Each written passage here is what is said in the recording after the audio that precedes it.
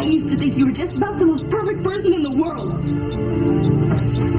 You're just a slut.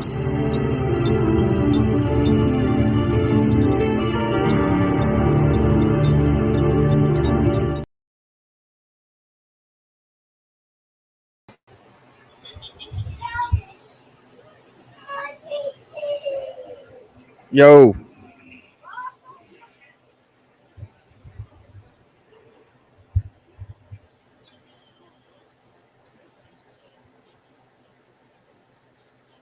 So,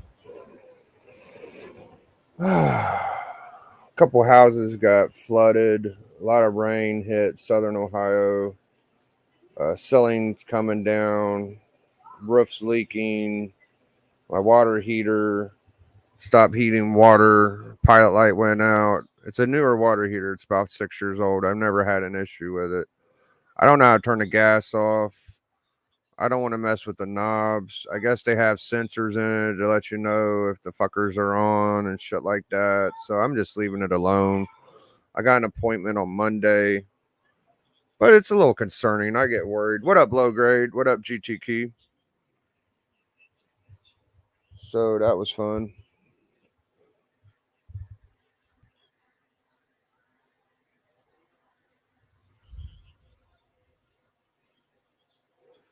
I think he's getting roasted for the 2 L's he took on his Comic Tom videos. Multiple L's.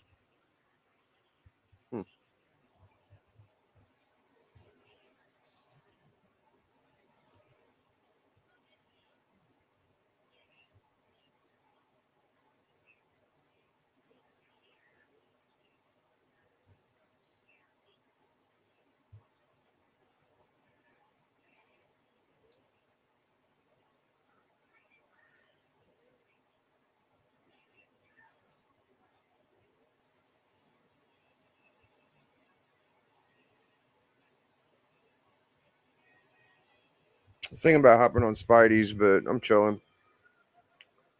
This eBay seller, I bought a Nova 1 and he sent me a random Spider-Man book. Oh, shit.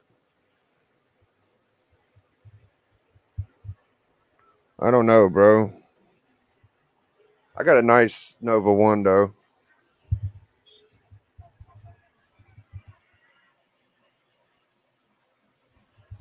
I watched the second one. I was talking to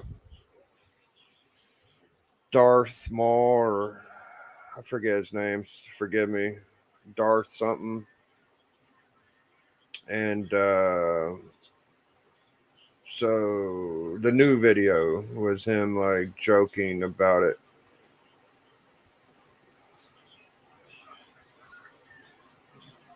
I'm under the impression of, like I said last night,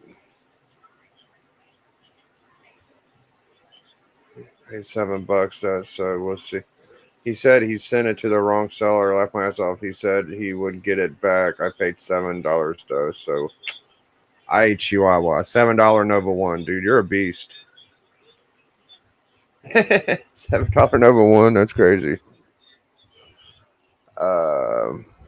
So my thing is like, okay. Sticky, what he did when he was bashing community members was not cool to me. Now the community members bashing Sticky, that's not cool to me either, bro. It's like all this. I catch enough shit from people to where I recognize. I don't care who you are. Yeah, it's a damn, dude. That's crazy. I've been through enough shit to where I just don't think you should fucking make fun of anybody. Really, like I ain't saying what he's getting he didn't deserve. Like he deserved it. He's been running wild for a while. You know, I pointed that out, and you know, all the Comic Tom dick writers are just kind of like, "Yay, Comic Tom," which is fine. I love Comic Tom. I think he's great. I don't hate Sticky though. Sticky's just Sticky, you know, whatever the fuck, you know. At this point, I've kind of gotten over the whole Sticky thing. I think he's not that bad, and I don't think what Tom did that was that bad. But the reaction people are having, like, "Ooh, he got smoked, he got cooked," whatever, dude. Like, you know, you guys could say what you want, but It's a mob mentality that I don't like. I don't like the mob mentality of everybody's got it figured out. Okay, fine. That's the thing that I'm getting out of. What up, G man? Good to see the big G man in the house. Appreciate you, bro.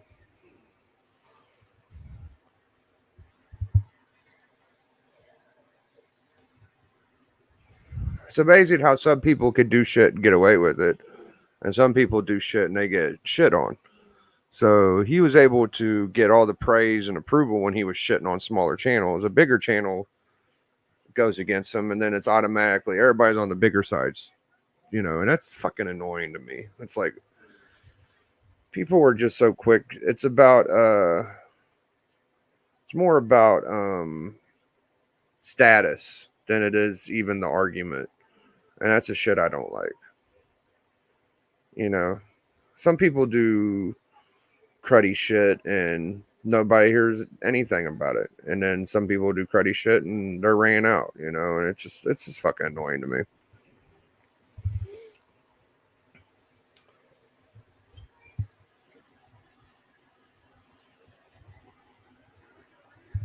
So, I think the most interesting thing I found out of it was the point that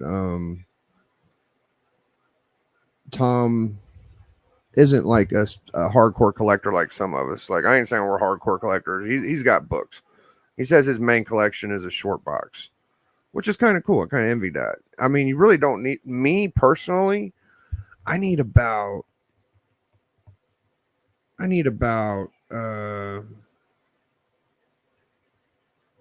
three long boxes and 3 short boxes and a bunch of top loaders and slabs for me. I need more than a short box. But when Sticky said he found himself like stepping back, I had another buddy that kind of ain't thriving to get books and books and books. For me, it's never enough. I guess I'm greedy that way. I want all of the Kirby number ones. I want them. I understand it's going to take a while. Now I got an Avengers one. I could probably get a Daredevil one. But I would like to have an X-Men one. I'd like to have a FF one. I'd like to have a Hulk one, ASM one, AF-15, Tells 30. I would love to have all of those. So it's never going to fucking end for me. Never going to end. As long as I'm alive, I'm going to keep the drive and hope I can get all them books. Now, it's going to take me a while, but I don't want to forfeit all the small things I have to get them. You see what I'm saying? I think we lost. Did you say the same thing twice? I think we lost sight in the comic community is all about just comics, reading and collecting. All the rest is high school bullshit, bro. There's a lot of high school bullshit, a lot of circle jerks. Nothing wrong with that. Yeah, just wanting cool books, man. I mainly collect them because I love it, and I ever have kids, these will be there for them. Yeah, bro. What up, Birdman?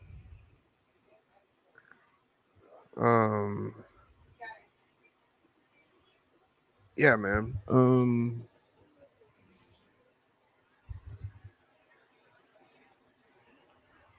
So I did a video for the Cobb's Cure Cancer. I made a song about Tyler not getting a tattoo. That's my little contribution. I have a little bit of money. I'm thinking about getting first Sabretooth. I don't think they're going to have that book, but maybe if I see something I want, I might buy it. But nothing too crazy.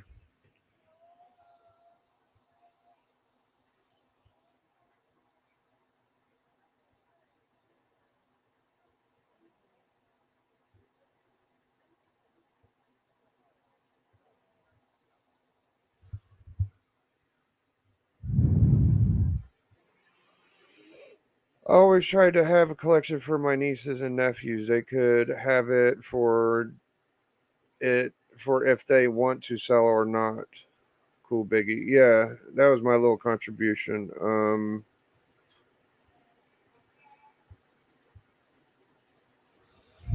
I appreciate y'all popping into chat for me. Get some pop.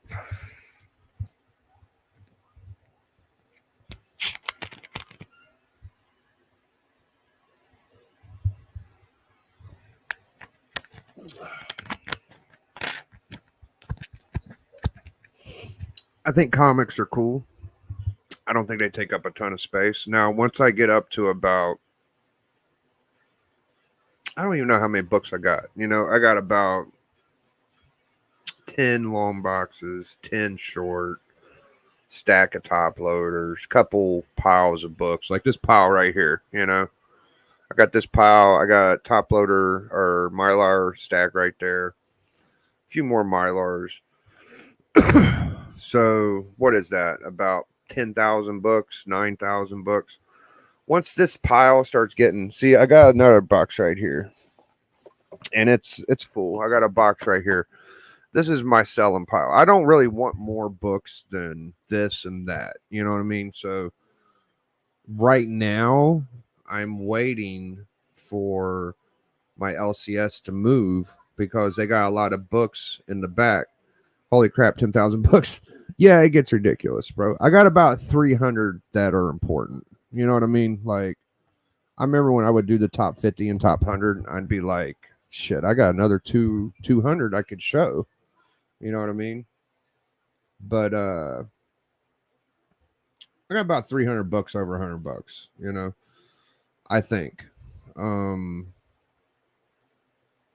got a lot of books that ain't worth that much. But once I start getting I could tell when I need to start getting rid of some to get a book. I have about enough right now to go after a $1,200 book.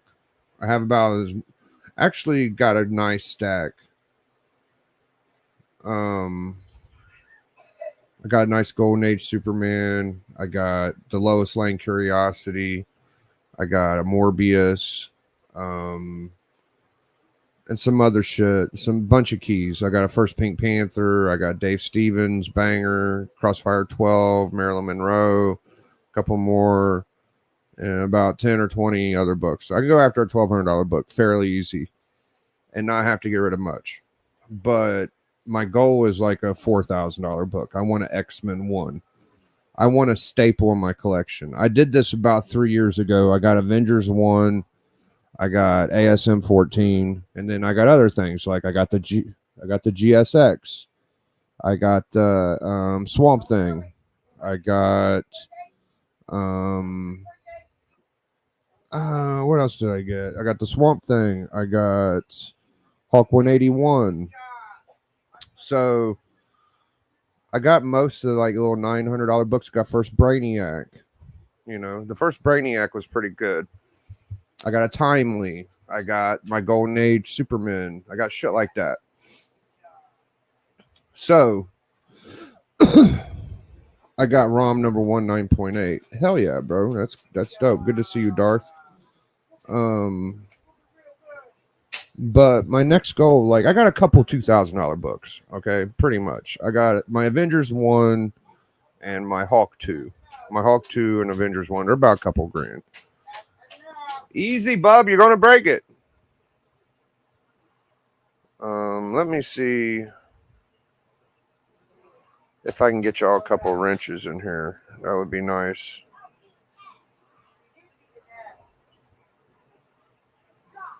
Get some wrenches going. Bugger!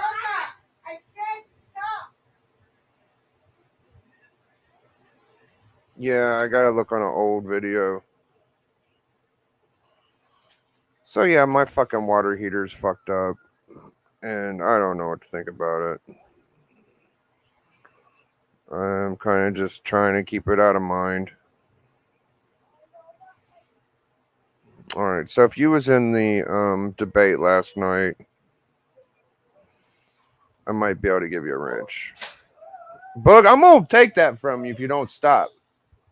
If you're really in there just smacking the heck out of the phone, I'm gonna be really mad. Thank you for the comment last night. Alright, let's see here. I can give Frog Brawler a wrench. There he is, Darth Lopez. There you go, I gave you a wrench. I don't see think low grade came in at the end. So 35, we'll give him one. Standard. Where are you at, low grade? I guess I'll give Frog Brawler one. Standard. G-Man don't have one? Was you in the chat last night? There you are, low grade. I see you. Standard. I don't see the G-Man. I can't remember which video you was in. I gotta find an old video to give it to you. So I'll give you one later when I can. I can't find one off the top of my head, but you'll get one too. What up, Carlito? I left a comment. Yeah, I don't think I could do it from the comment. I already looked at that. I saw your comment. I appreciate that. I need you to be in the live chat from a previous video, I think. Yeah,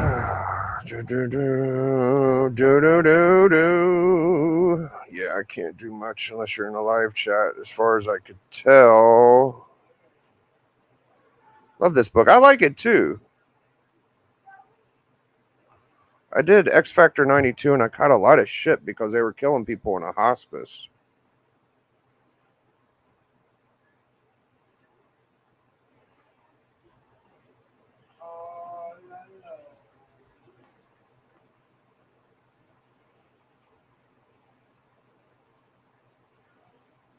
About the hospice thing. Yeah, the hospice thing really threw people off, dude.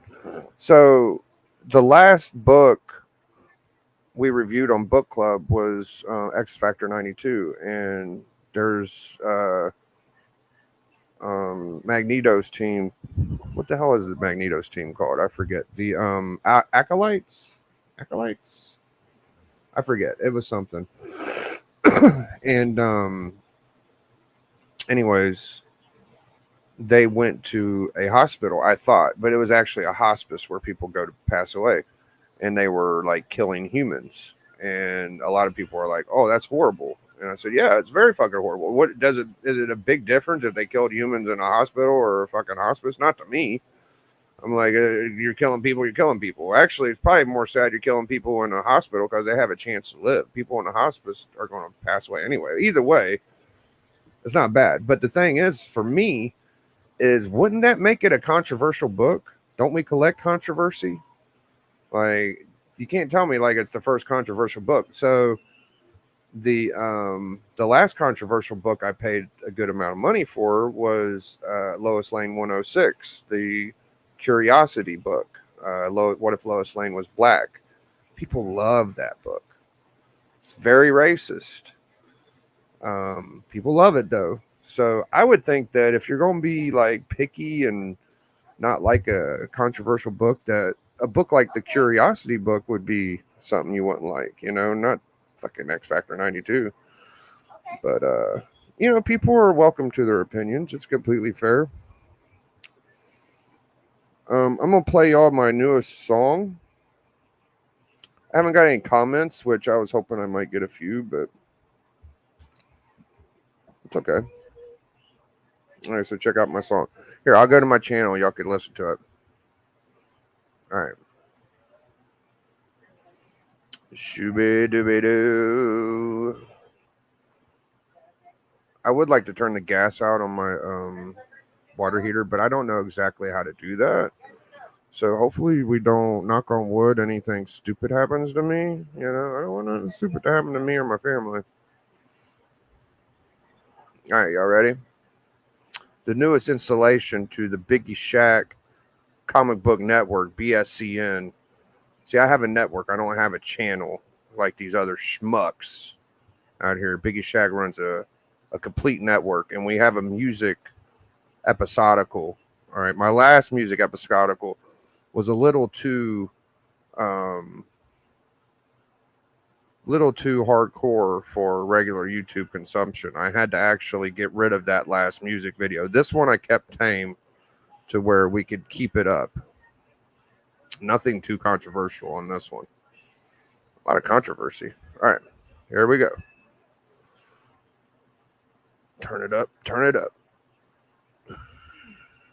Thank you guys for hanging out. Tattoo together, you fucking tall goofy fucker. 50,000 for the book. Shattered cookies, broken foot, broken heart. Get tattooed above your fart.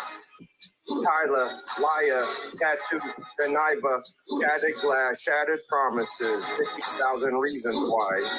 Watch all 4 seasons, they went by. How long you gonna make us really wait? You need to really lock in that date. Mark a spot on your back. Mark from Legion, don't hold back. Get on his ass. No Diddy. This ain't naughty, but you are Illuminati. DJ Links, keep it Brooklyn. We want a tattoo and we still been looking. Maybe he thinks it's a joke. Get some ink, take that poke. Comics curing cancer. Don't trust Tyler is the answer. Should we give him one more chance? DVH will do a dance. Next time we want tattoos in advance. Shattered glass, more like shattered promises above your ass. We need a collar wrist. Why did you lie? Why did you cap? Get that tattoo on your back. Says he's waiting on leave. Didn't say that before, unfortunately.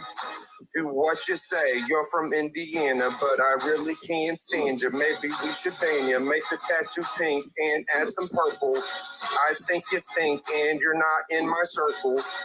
Is this the white Urkel? What kind of jerk dude lies about promises for charities? Yeah, that's my rap for you, Tyler, tattoo conniver. Get your tattoo, man. Shit, what the hell's wrong with you, bro? Comics curing cancer. Go make your donations, guys.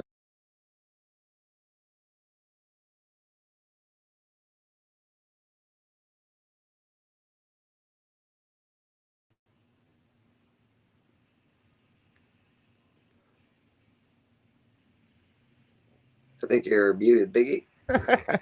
I saw you at a parade today. What up, Rev? Not too much. Not too much. How you doing, my man? Not much. I was just showing the chat my newest little rap song I had.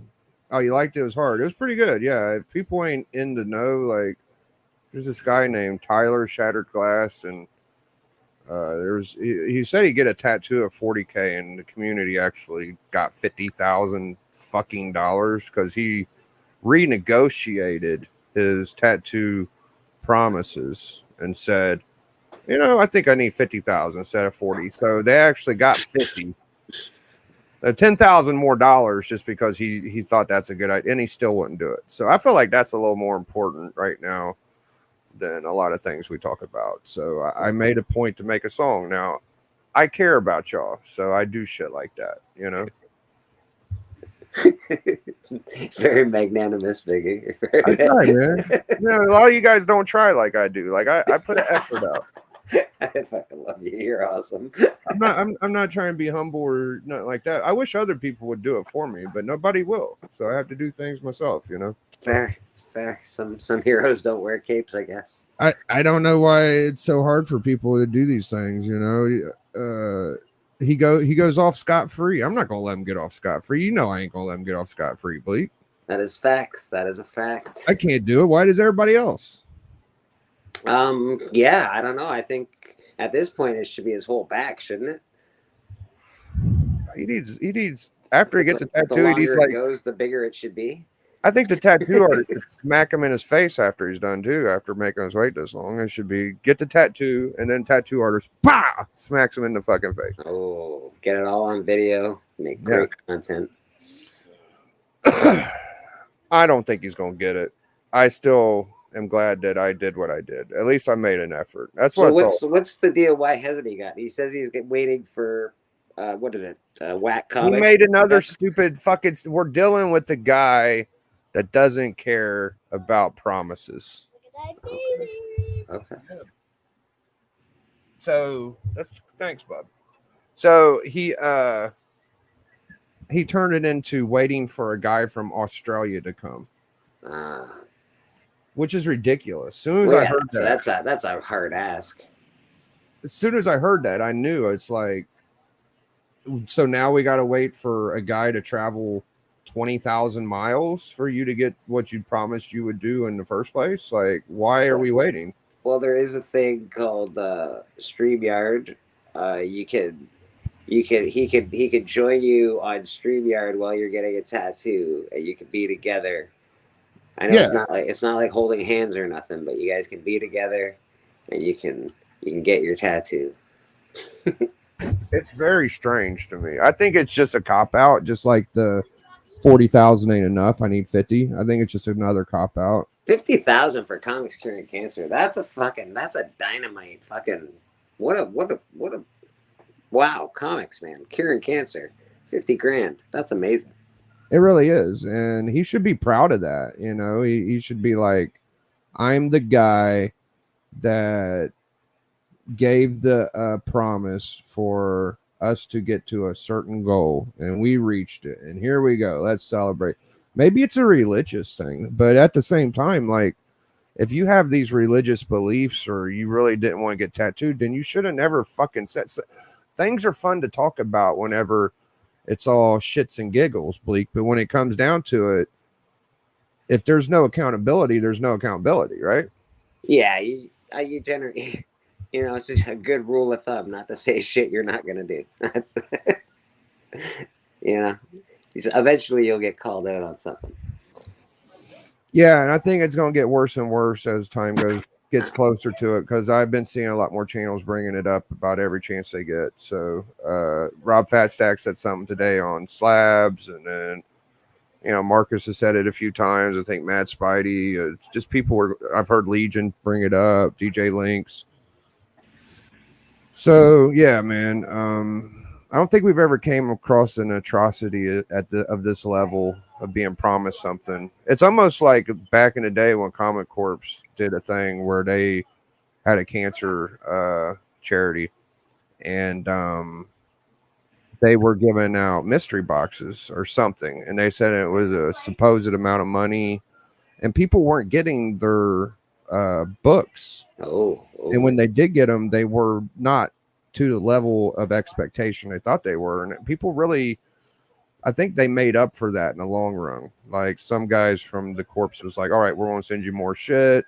Some of the guys didn't get their books, ended up getting them. But I can't think of another just fucking straight out like promise that never got took care of. That's fair. Yeah. Yeah.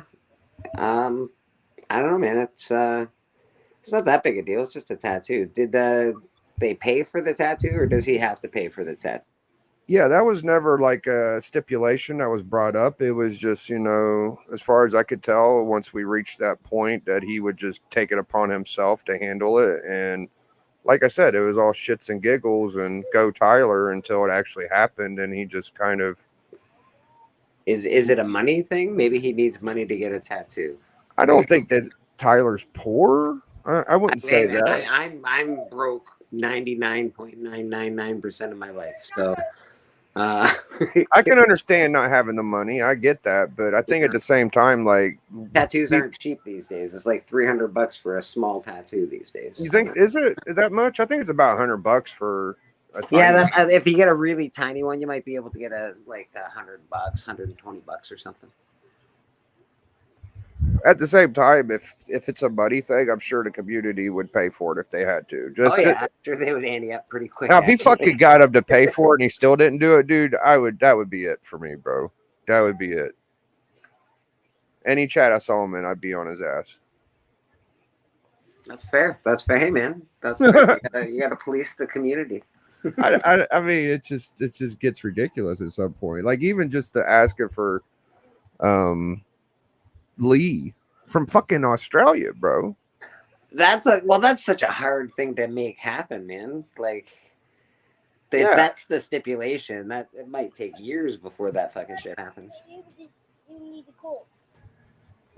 He's never been out of Australia, as far as I know. Well, exactly. It's like I've been out of Canada once when I was like 15 or something like that. But like, I'm hoping to go to Heroes Con this year very much, but that'll be like my first time out of Canada, and even then, I'm still not sure. I'm still in pretty good debt, yada yada yada. So yeah. It's not like a for sure thing, but it's a definite hope of mine, and that's me from Canada. Australia is way more expensive to get there. Yeah, and I don't exactly, nothing against Lee, but I don't have 1,000,000% faith that he is able to come up with a green card and fucking. I mean, just even if it was Simon or Matt Spidey, like I don't know if they can put all that together very easily. Who knows why he wasn't able to come? Maybe he knew the whole time he wasn't going to be able to come. I don't fucking know. I have no idea, but that's the type of shit I think of. Right. They were that was like when they got monetized, that was their goal for when they were monetized, right? To raise money to come to HeroesCon. That's another fucking that's another fucking thing, dude. All the money that they got over the years was for Lee to fucking come to America, man.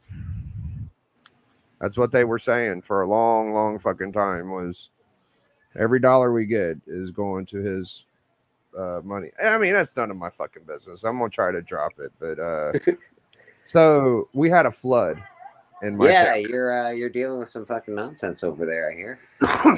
Dude, I told you while you were streaming the parade, so I go to one house, everything's cool, everything's Gucci. I go to my other one that's closer to the river, and it already had a leak. I was expecting water. What I wasn't expecting was the ceiling to be on the fucking floor. Oh. So yeah, the ceiling, moldy ass fucking whatever you call it type ceiling, just on the ground, kind of like drywally shit, And I pick it all up, I dry it all up. It rained again today. It's gonna rain all week. And I get done with that. I'm wore out. I'm like, I can't handle much more. And my mom says, you better check your basement. I was like, my basement's good. Nothing's gonna fucking be wrong. Da da da da da. I go down there. I'm like, yeah, it's fine. I go to take a bath because I was fucking picking up moldy ass ceiling. No hot water, bro.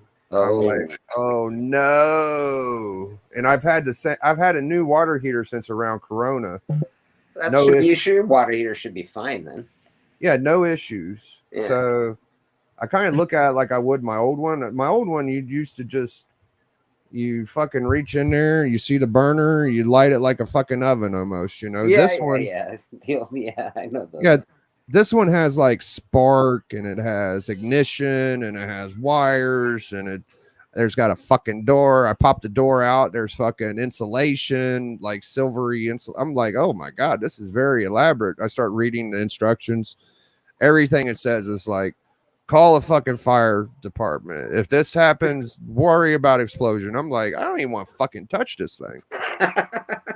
So I call a fucking service department and they're like, I said, well, what if I want to turn the gas off? They said, well, just turn a knob or something. I said, well, I just read the instruction. They said, I got to push down. I got to go clockwise, da, da, da, da, da.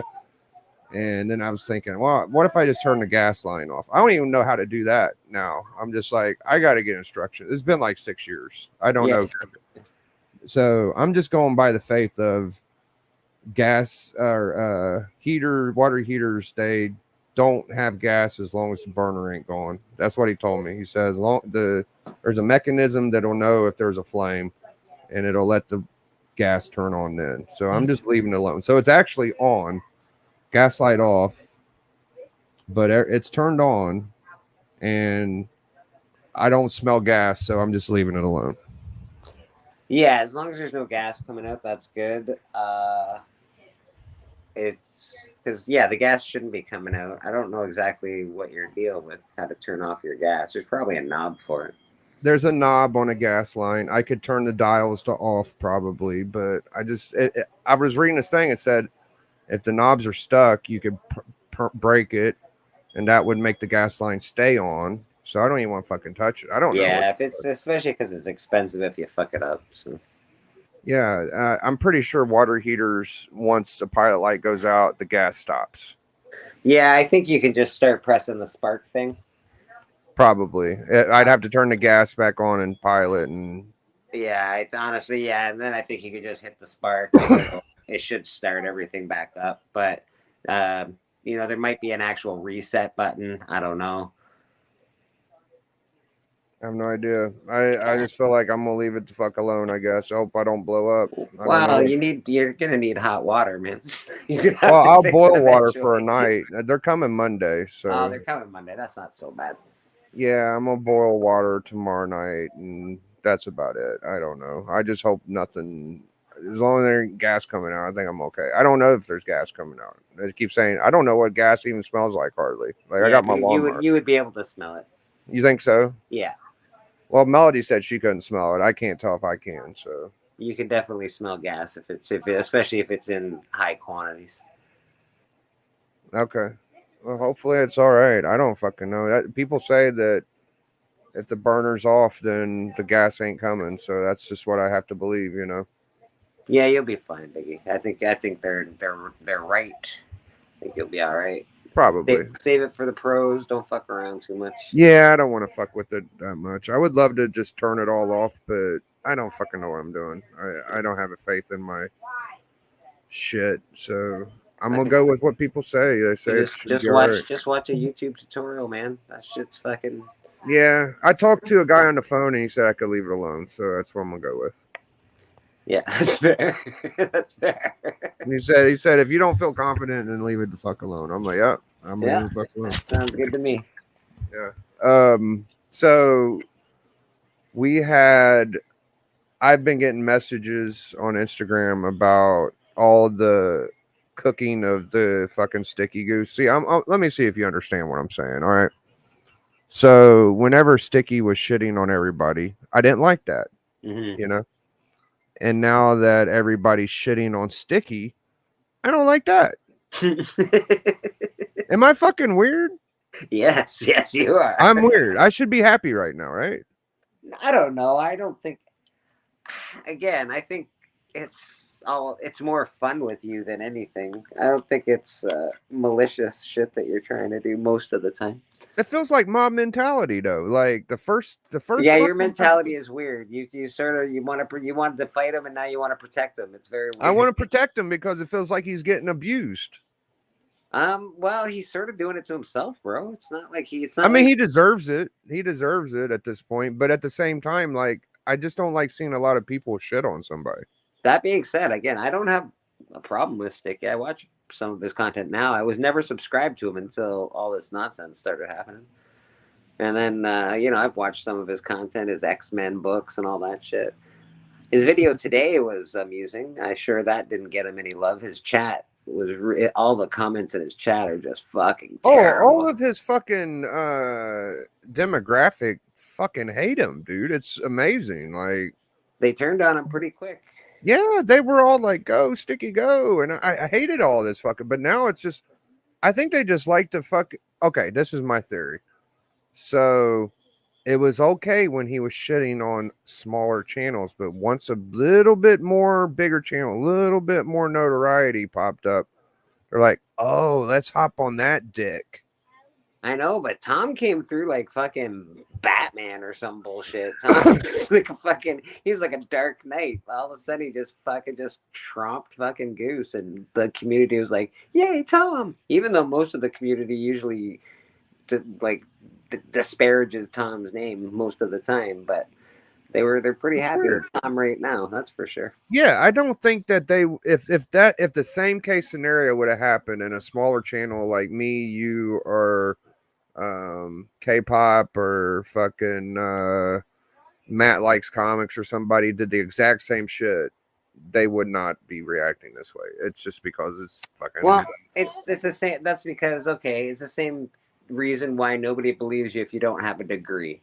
Like if you're, let's say you're talking political science or just science or whatever you're talking, and you don't have the schooling behind you, even though you may be smart, you may know what you're talking about. People are like, yeah, whatever, bud.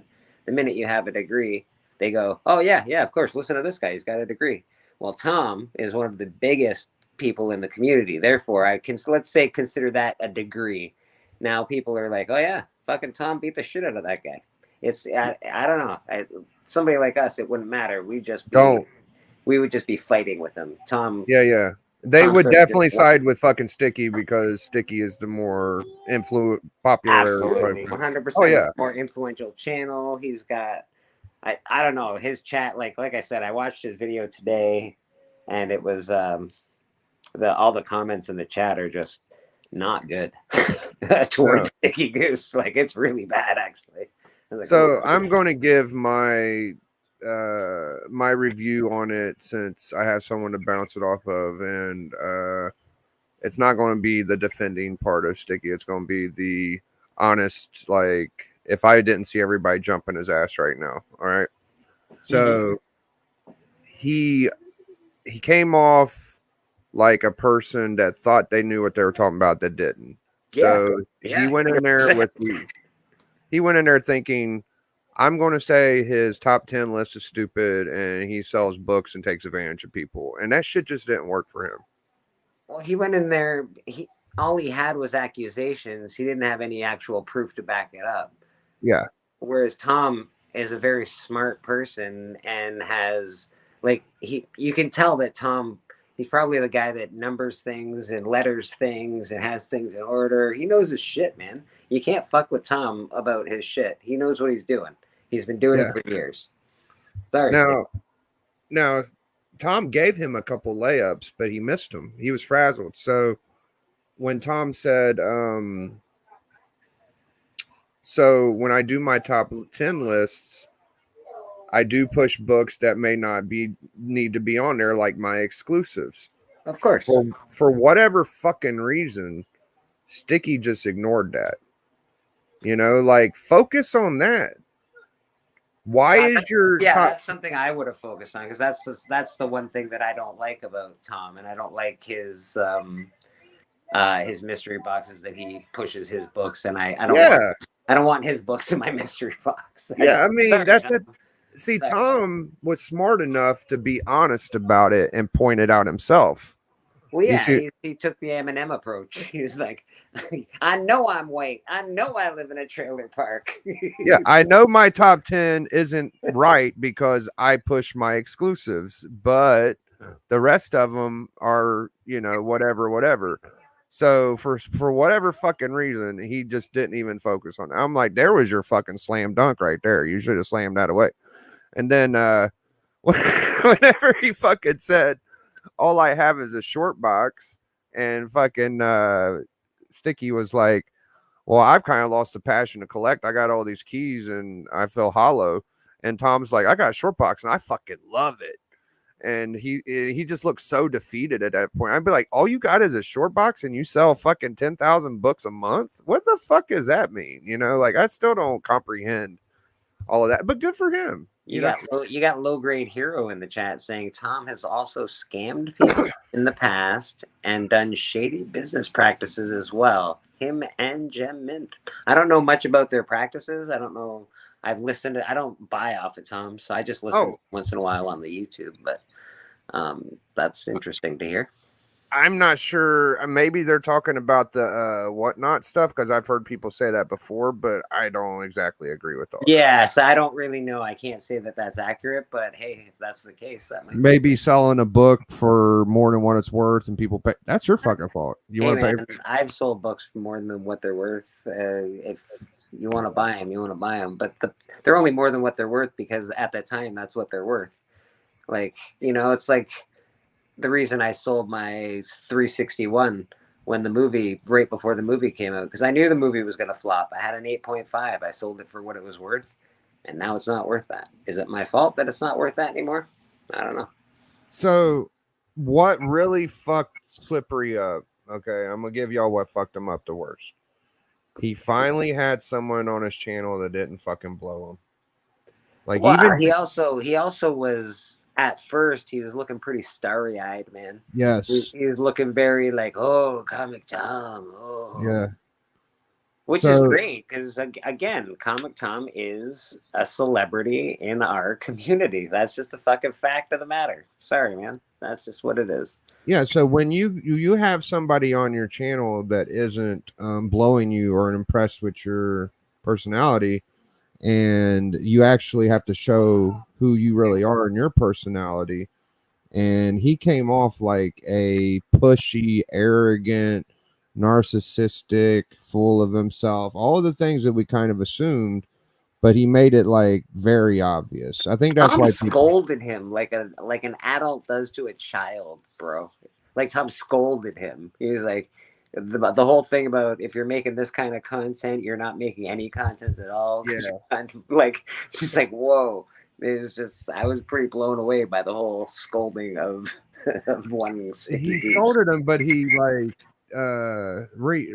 to encourage him at the same time. What up, Hudak? Good to see you, bro. What's going on? Hello. Hello. We're just chit chatting.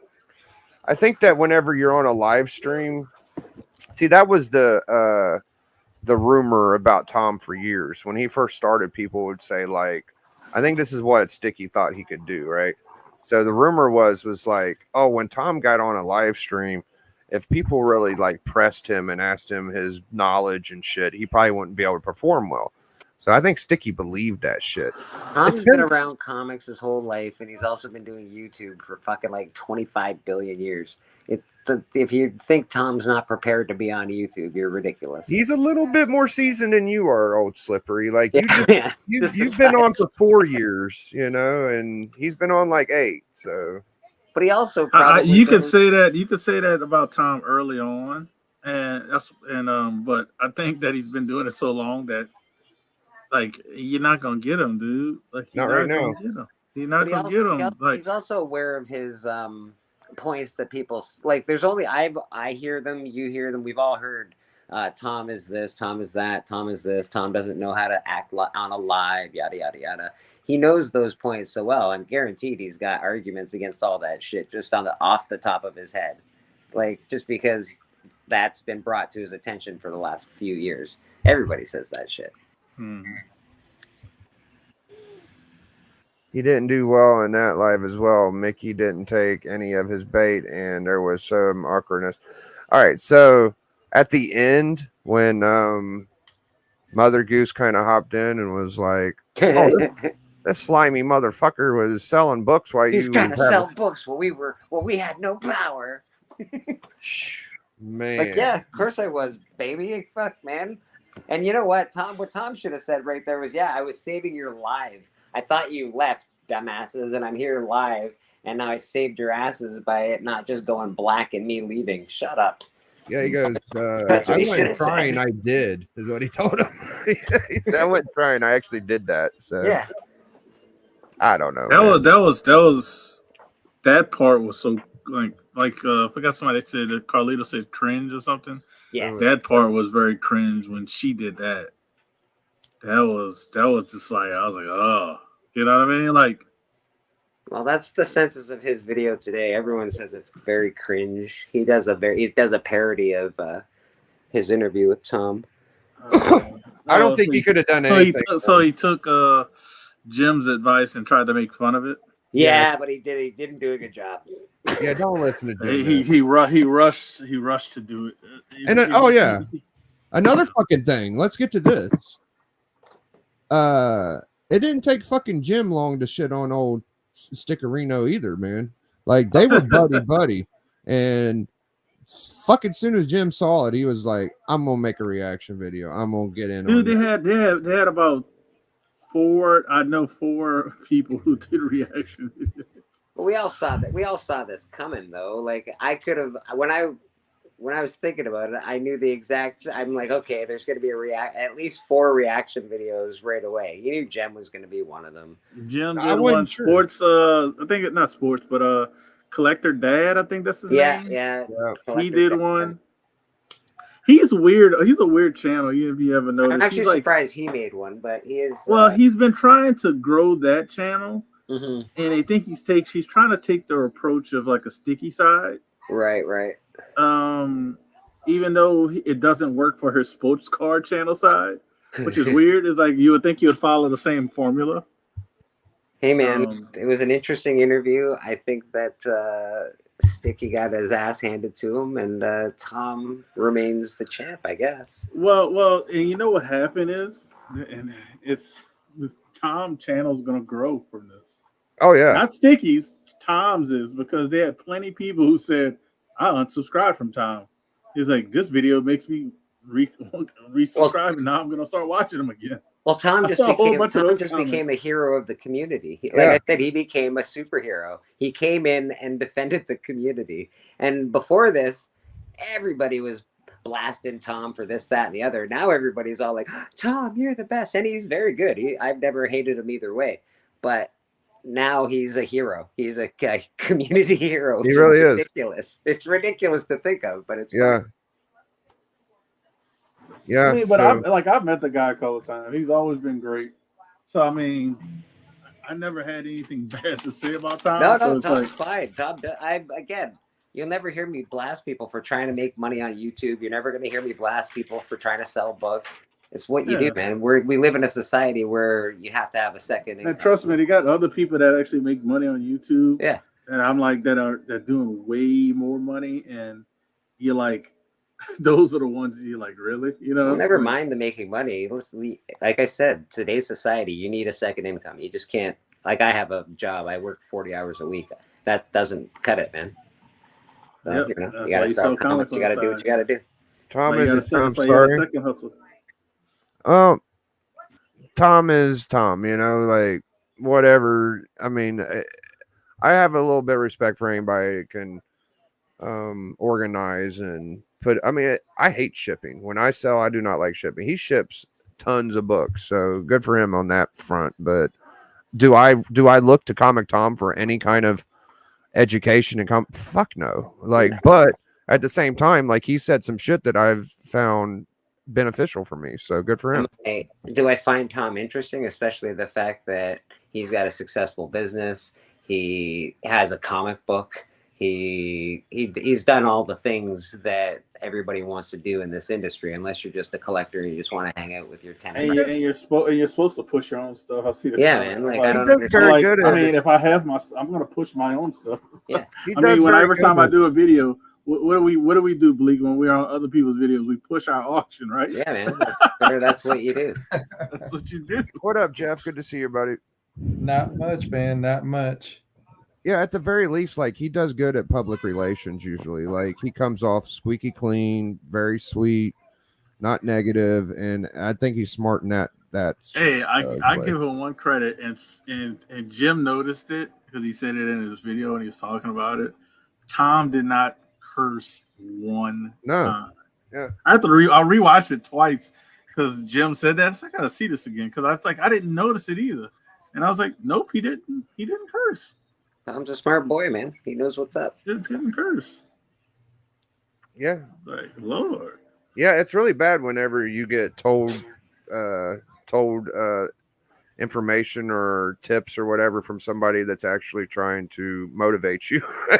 It's like you're not only like telling me I'm fucking doing something wrong, but you're telling me I should try harder. It's like fuck, man. And then Tom did research on his channel and was like debunking his own stuff. It's like, dude, your top 3 videos are not drama videos. That's hilarious. Yeah. And Jim Mint kind of defended him on that, and that was bullshit because it was about a collection. It's like there's no way that's negative. He's completely right. I found it very strange that Tom only has one short box of comics. I did too. I didn't exactly the like one- it. Well, thing that I found I think of strange it. about the I whole think of it thing. as this way, Bleak. This is how I thought of it. Because when he said that, I was like, it kind of makes sense. I mean, because I could name probably about 20 books. If I had all of those books, I would be happy with my collection. Okay. He's got And- Batman and- 1 and Action 1 and all that. Okay. I don't- Sure. Yeah, well, I'm not even saying. And no, guess what? Action 1 is not even in those 20 books. Huh. It for me. It's like all of the Marvel, First Appearance, Silver Age, all of Mhm. those equal to like maybe like close to half of the 10. Right. And then when I would pick and choose some other ones that you like a first Justice League, the first appearance of Justice League. I probably would do a Batman one just because that's the first Joker and Catwoman. 100%. That would be my first book. would be a But it's Batman. like but I could name probably like 20. Yeah, maybe if you want to say a short box, I can name a short box of books, and if I had those, I'd be good. I'd be happy. I might be like- too. I know, yeah. but I always still find myself buying comics, even when I say I'm not going to be buying comics. I'm like, oh, I'm just going to go look over here for a couple of books, and I buy. Somebody always has a deal somewhere. You know what I mean? So like, Yeah. to only have a short box of comics, if you're like, but We maybe all he's do not a that, man. collector. Maybe he's an investor. I Maybe mean, he's just an investor. look, I bought some. I wasn't supposed to be buying anything, and then Sands throws up freaking Batman Beyond 1 through 6, and I was like, okay, if you're gonna Give it to me where I can make some money. Thanks. Well, look at Jim Mint. Like he had AF-15, fucking Hawk. He had a bunch of the big keys, and he sold them all. Like he clearly don't have them now, as far as I could tell. And Comic Tom, he says he has a short box. Well, he makes videos on Instagram where he's putting like Ghost Rider 1s into mystery boxes and shit. So, what books do you keep? Like, I would love to know what books you think are keepable. You know? Me too. Me too. I would love to know what's inside Tom's box. Yeah. What's in the box, Tom? What's For real. But a lot of dealers like Tom. I don't know if Tom's a collector or just a straight up seller, but if he is a straight up seller and doesn't collect, Well, if you watch the video, he says he's he's job both. at the end of the day. That's a good point, Jeff. He said it was both, like right? He's more of an investor. Yeah. Yeah, he said it was both, but I'm just saying. I was just reading the chat, but I mean, but even if he wasn't a collector, I'm not mad at him because it is his job. So Yeah, he does a Hellboy. Whatnot stream he does a Whatnot. Oh yeah, he does like have like a lot of the keys for the Hellboy. He's got a Journey 83 behind him in every stream, you know. That's a nice one. That's one of my I girls. would keep that book. Yeah. Yeah. I think he's very good at public relations, and he don't want people to know that he has big books. Honestly, like he wants to come off as like happy-go-lucky. I collect Zerdy and shit like that. You know, like okay, dude. Again, I don't love Tom. I don't hate Tom. I think he's pretty smart, and I wish the guy nothing but the best. Because good for him for trying to make money in this business. It's not easy. No, and the funny thing is, it's not like a lot of secrets he has with it. So it's pretty much he gave a lot of us the blueprint to make some extra money. Yeah, he's a pretty smart guy. I mean, honestly, we all could come together. Us four could come together and make a mystery mail call. Yeah, and probably make it. I would say probably make it a little bit better, but we still could do it. I wouldn't be pushing my own book. I've gotten a lot of books because of his list, dude. Yeah. You Like, get an actual key instead of a fucking, I don't know, Ninja Funk. Well, that's what honestly. What's his name? A lot of people had liked the Spider-Man booth boxes because not only did you have a chance of winning a grand prize, they actually had some older books in there, and some signed books in there. What did happen to that box, good. anyways? You know what, Houdat? I gotta actually. What did happen to that box? The Spider-Man box. I want to say I don't know if he sold the company because he didn't do it anymore. I mean, he does stuff, but it's on a Whatnot now, and it's somebody else. I don't know if he sold the company or what, but Biggie, can you make me big for a second? Hey man, hey, I don't know what you got going on. Man. Look what I pulled out of a box. I bought 5 boxes for $350. Oh, I saw that. Is it still in the poly, Bleak? No, it's not in the poly. It's in perfect condition as far as I can tell. It may. I don't know. Did they ever have ones that weren't in the poly? I mean, you got to take them out, I would guess, but yeah. So it's pretty good. I'm happy it's not in the poly. Otherwise, I'd have a lot of pressing to do on it. yeah, congratulations, dude. You made a good price point, and you got all them extra books too, man. That's killer, bro. Yeah, man. I don't think there's much in the rest of the boxes. I did get a reprint of Amazing Spider-Man 101. Okay. I got the 90s reprint of it. Oh yeah, that's the one I had for a long time. That's not bad, dude. Like it looks it's cool. It's absolutely dope because it is a book I'm after, so it's just funny that it was in there. So yeah, it's a good one. I like that one. But fuck yeah, bro. You've been wanting that book for a long time. Yeah, man. Pretty happy about that one. Yeah. Yeah, so Comic Tom oh, you got this 2 and a 1. Look at you. You got both of them. Yeah, these are on a short box auction. These are all on the short box auction. Oh, that's a good one too. Yeah. It ends tomorrow. I think tomorrow at 7. I think or 5. I can't remember. But these are some of the books. I got a whole bunch of books. I can show you more. I got more right here. These are all on the auction. This one actually has a bid on there. Oh, the Venomized Peach Momoko. Yeah. Turtles. You got some turtles. That's the first cover appearance of Slash. Some people say first full appearance. It depends. Person got this New York Comic Con exclusive. Not that book. else we got? This is hard to find variant, so that's on there. Got some sign, David Nakayama. What else we got? I'll also be opening Bloodstone. 3 boxes on Sunday at church as well, folks. So check that out. Bloodstone 3. Yes, we will. What's going on? I don't know what's going on. I'll be doing. He got 3 boxes. 3 boxes. Yeah, I got 3 more boxes that I haven't opened yet. Oh my God. Yeah. So there could be another big ass book, huh? There might be. I doubt it, but there might be. I'm not gonna hope, but I Ooh, will. look at that. First, is that Thunderbolts or whatever? Yeah, first Yeah. Thunderbolts. That's all. These are all on the my short box auction, and it's Fuck yeah. it's live right now. You actually can look on the computer now and bid on the computer. They actually are beta testing the computer stuff. Yeah. So yeah, we could actually go there now and just be like, hey, look at that, because I'm in Canada. They don't let me use short box. Yeah, so it's okay. Oh man, I've been let's have a different address.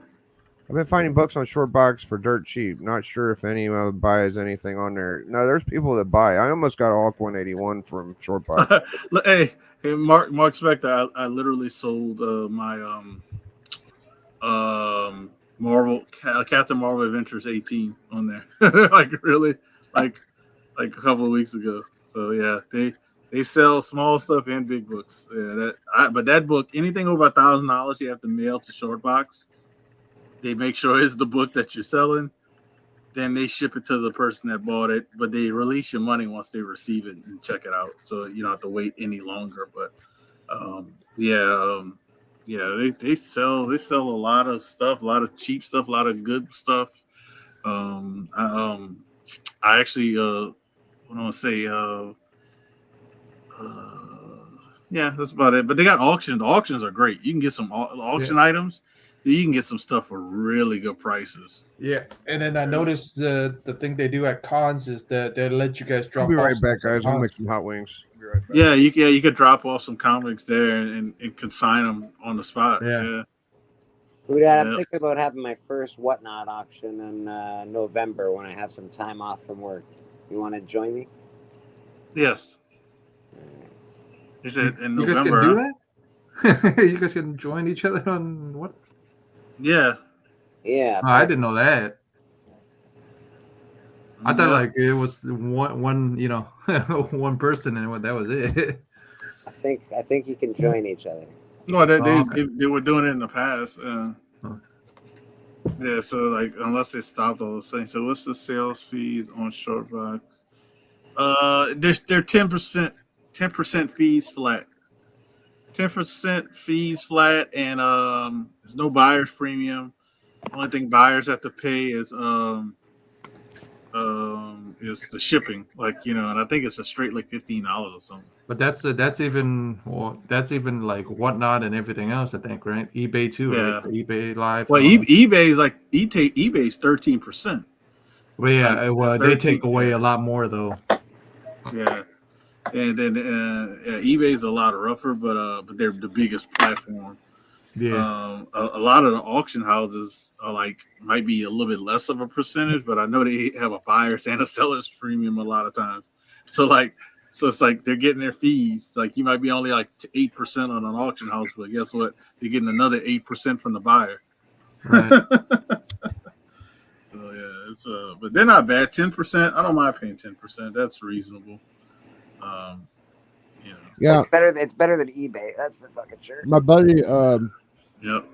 He put some books up on Elite and he said they take 5%. Is that right? Who that? Elite on their page, they take 5.5%. 5.5% on their live sales. It's 7. I think it's 7%. I'm guessing they'll be better on their live sales.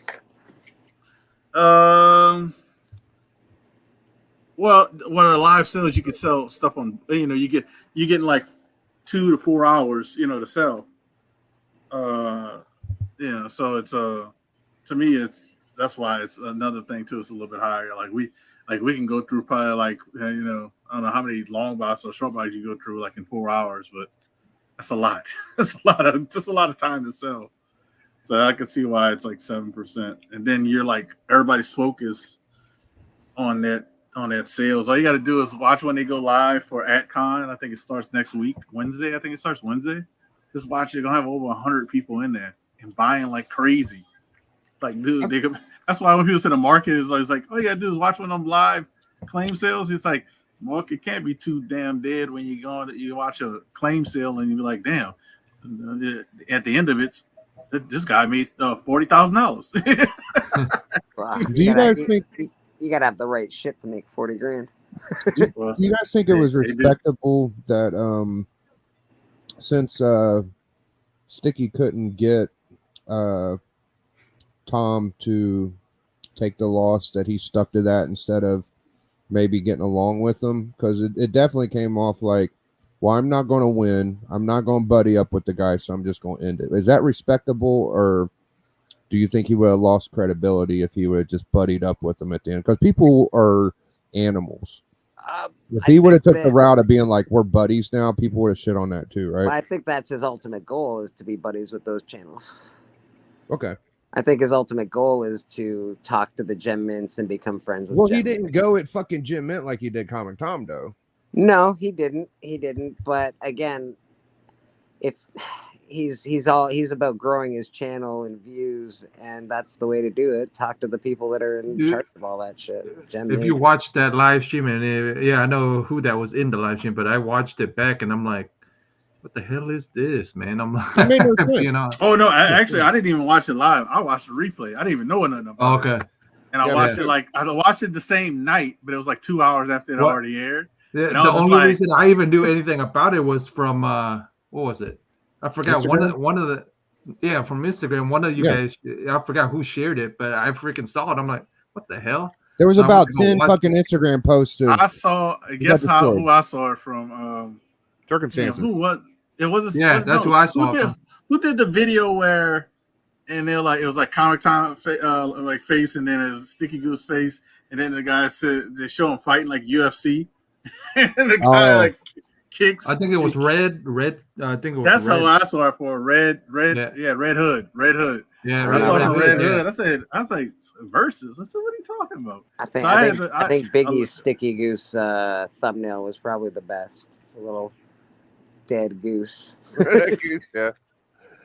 I like the original one where he was original video where he was not the one with Tom where he was making fun of the interview with Tom or whatever, but there was a I think he took one down though, because he had put one up previous to that before that one, and I think he took that one down though and put the one with him dressed up as Tom or whatever.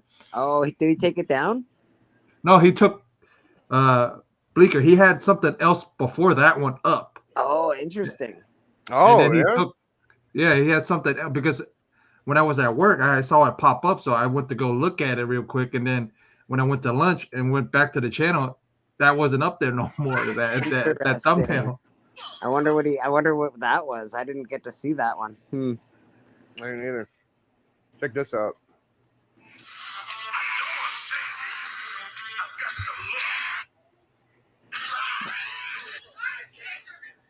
Oh yeah, I've seen that. Yeah. Yeah, I got the one with the girl that did the dance at the end. It makes it better. I like it when she goes, oh. I've seen other ones where she don't do the dance, but that's pretty good. That's funny. I can confirm that Sticky has 5 broken ribs and a dislocated shoulder.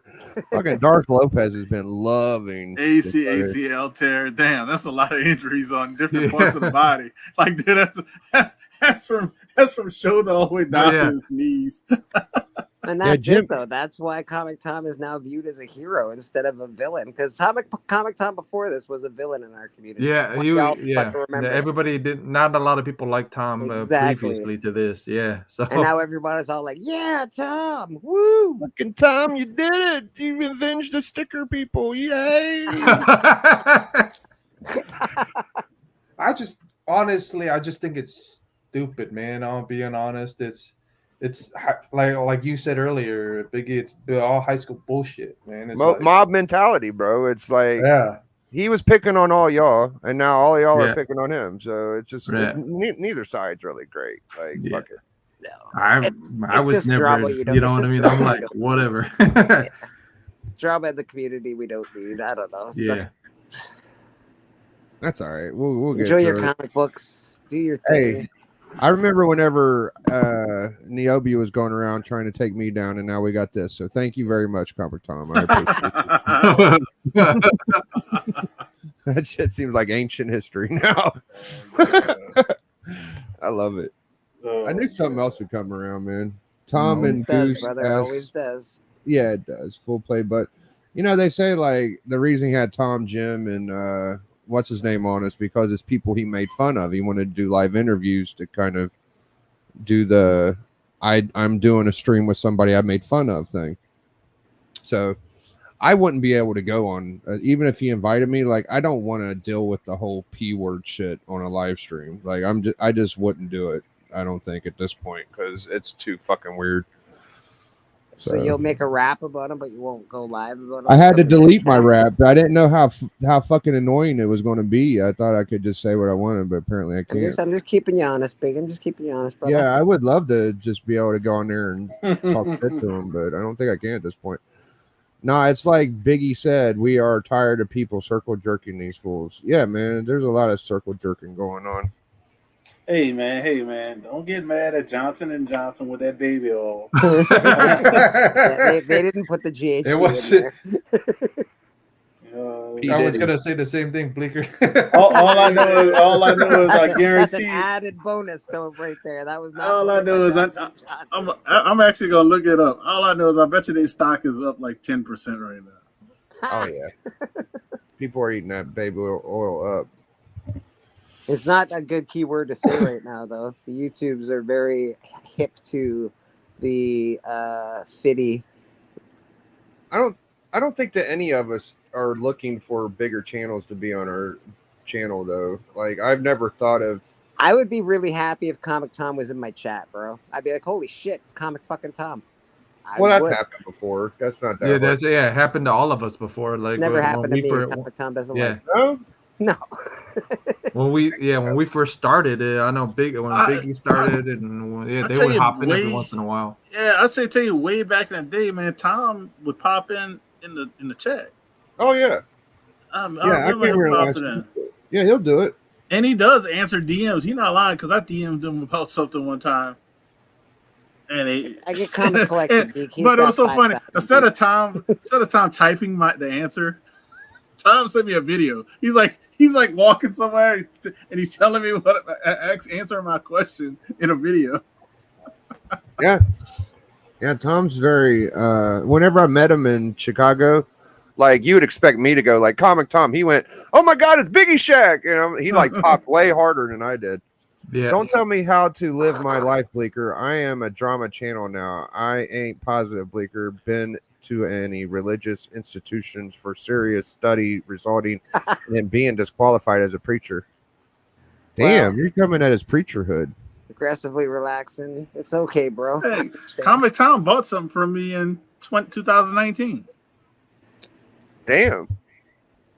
There's an I said- unhealthy Comic Tom. I said I have you. I sent him a message. I have your tracking number from the auction.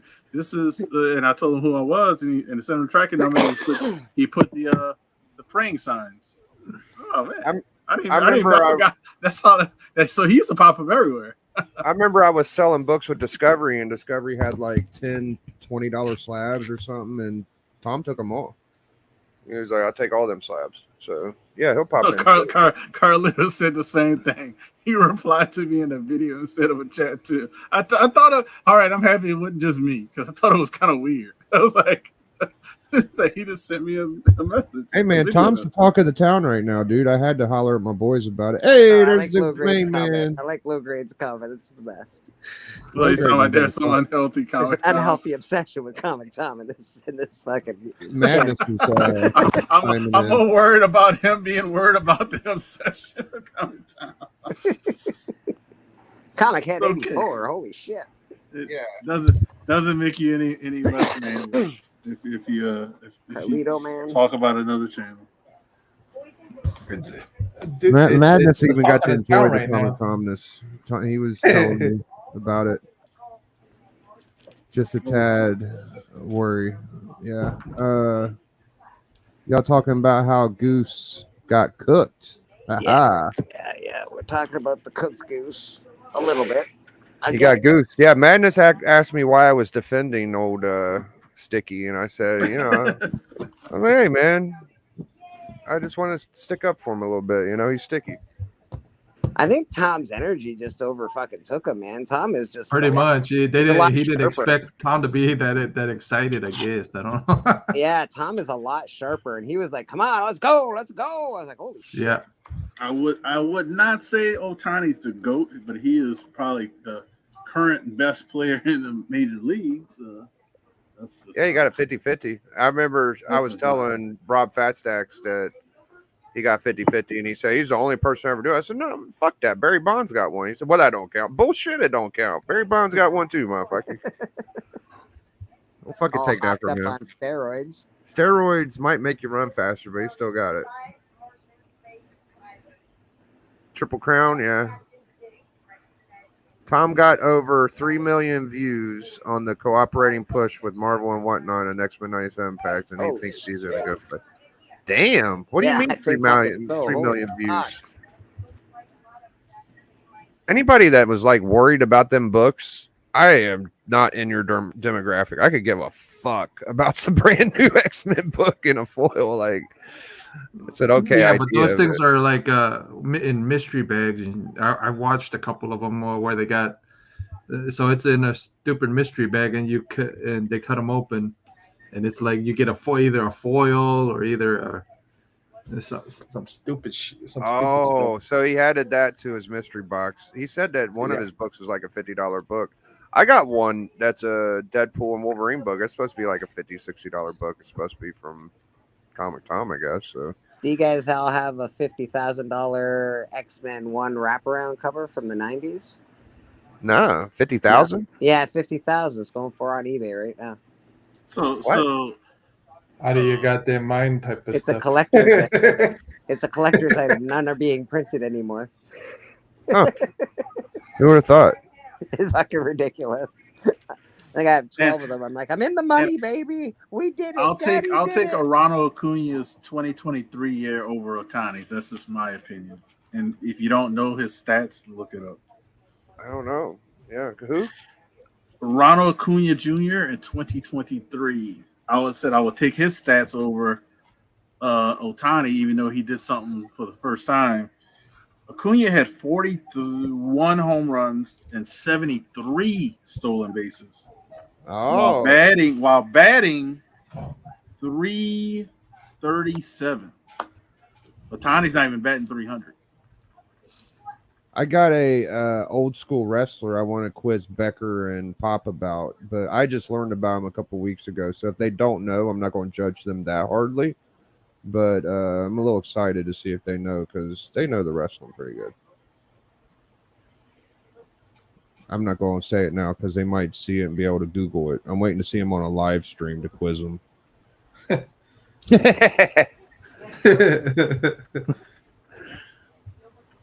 All right. 309. He's 309, not 311. Don't give him extra points. What did Aggressive say? Damn, boy. All that love, low grade for Otani, man. You talking about us with Comic Tom, bro. Get out from what you better. Calm down. Bro. I think he's getting a little excited. Yeah. I actually like the Dodgers, so it's kind of funny. I've liked the Dodgers. They got Mookie Betts. Who dat? Do you think that we're going to get the Tyson fight or not? Is it another delay? Yeah. No, it's in like November or December. No, there's already rumors that he's hurt again or he's sick or some bullshit. Hey, it's Darth. What up, man? What up, dude?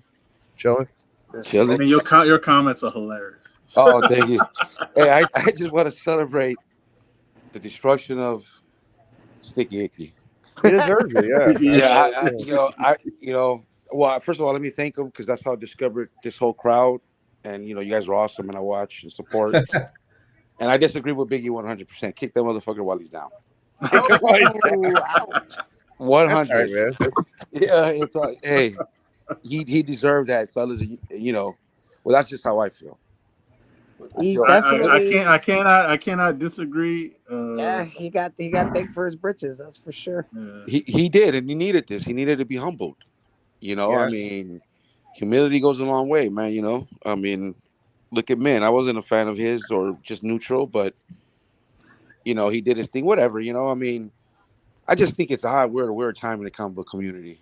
I never thought I'd see this type of drama. Well, who would be next on the list for drama channels there, Darth? I want your opinion on this because I have a person in mind. I don't know, dude. I think this is gonna slow it down because that was humiliation, bro. That remember we were messaging IG and I was joking. I hope so, man. The No, I know. community needs. Yeah, we were. Yeah, I hope that stuff slows us down, man. Yeah, We don't need that stuff in it. no, I think it's gonna phase out, but right now it's at the height, you know, Mhm. because you know, I've been watching comic book content for a minute now, like just maybe a year, 2 years before the pandemic, and I always felt something like this would happen, but I didn't think it would go like this. Like, you know, multiple channels and content creators taking shots at each other. Is this really that new for the comic book community? I just see that's what I mean. Unless I mean, Yeah, me and who that's been in the community for a while. I mean, it's happened before, but it's never happened at this scope. right, okay. No, it's never been this bad. This is Yeah, it's never been this. this is bad. next level bad because Yeah. it's happened before. Yeah, because I was in a bubble. Like I was, you know, I was in the flip side. What came from that, and because of that guy, I discovered, like I said, all of you, and I didn't know that there was stuff going on like that. And Well, I'll tell you what it used to be, and Jeff can agree with me. What it used to be, it didn't really have as much drama, but they had a lot of cliques. Yeah, So certain people wouldn't hang out with certain people. It was that to me, it was more like high school back then because you got that table, you got that table. Those, but we don't go talk to those people if you're hanging with us. You know, yeah, it was clicky. It's clicky. Yeah, it was very clicky, that was weird to me back then. Cause I was like, well, I ain't got a problem with Jeff. Why I can't go talk to Jeff? right. Yeah. Yeah. I still find that it's pretty clicky. It still is, but it definitely. ain't as bad. It was very bad before Yeah. because for to say it like this, G-Man has a group chat, and basically, like, I guess anybody he'll like anybody cool in the community he got in there, that would have never happened 10 years ago. Yeah. You would never have 75 people in a group chat. Well, you might have 10. Well, that group chat is everybody that he's had on his Nerdy Collector show. You notice that, Well, you right? still wouldn't have that either. You still wouldn't have that. Yeah. The ultimate caper for Sticky has entered the chat, and that is Comic Journey. He will always side with the Sticky. Oh, dude, I like that guy. I don't think CJ. And it's so funny. I never was a Tom hater, so that's I said the kind same of funny. thing. Don't fuck around, man. I said the exact same thing. Yeah, Everyone it was. hated Comic Tom for ages, and now they're all like, "Yay, Tom!" Well, he's fucking Captain America right now, bro. I know he is. Like, I fucking dude, know, did it's Eddie? awesome. Who? Okay, so out of all, look, who would have thought that it would have been him? Yeah. The fucking Nobody. roll up Sticky Goose, bro. Right? Because look, I'll be honest. I tried. You know, I threw my shot at him, and you know, there was a little comment, And I applauded you for it. Yeah, like I'd see Yeah, Darth I- in his I chat and he'd tried. be like, "Oh, you're Biggie's friend, and I don't fuck with you." And I'd be like, "Damn, bro, like why are you going to you Darth like saw that?" when he did the. He said it wasn't. It was. He said what did he say? We something about boarding, or aborting, or I don't know whatever. Some lame ass joke he said, but he did say that we spoon and we make rap. We write rap rhymes together, but it wasn't enough to say anything. Right. And I told him, I go, dude, you cherry pick your opponents. You know what I mean? And he was like, you want some? I was like, bring it, bro. You know?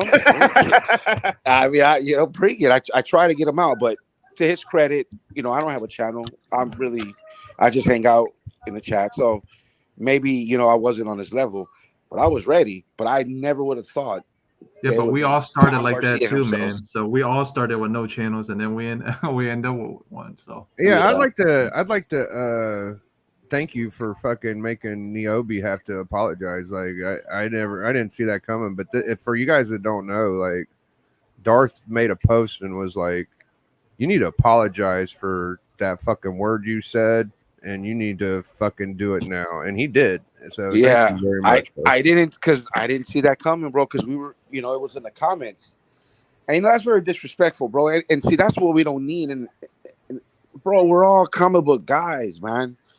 And some of us come from different backgrounds. Some of us grew up in more hostile environments, but at the end of the day, we have one thing in common, homies, and that's comic books. And so for that word to be used towards, because I think we're all brethren, whether we choose our content, but I think we're all in the same realm, in the same ecosystem. And for him to use that word, who's somebody who's seems intelligent, has been around apparently, for a long time, you should know better.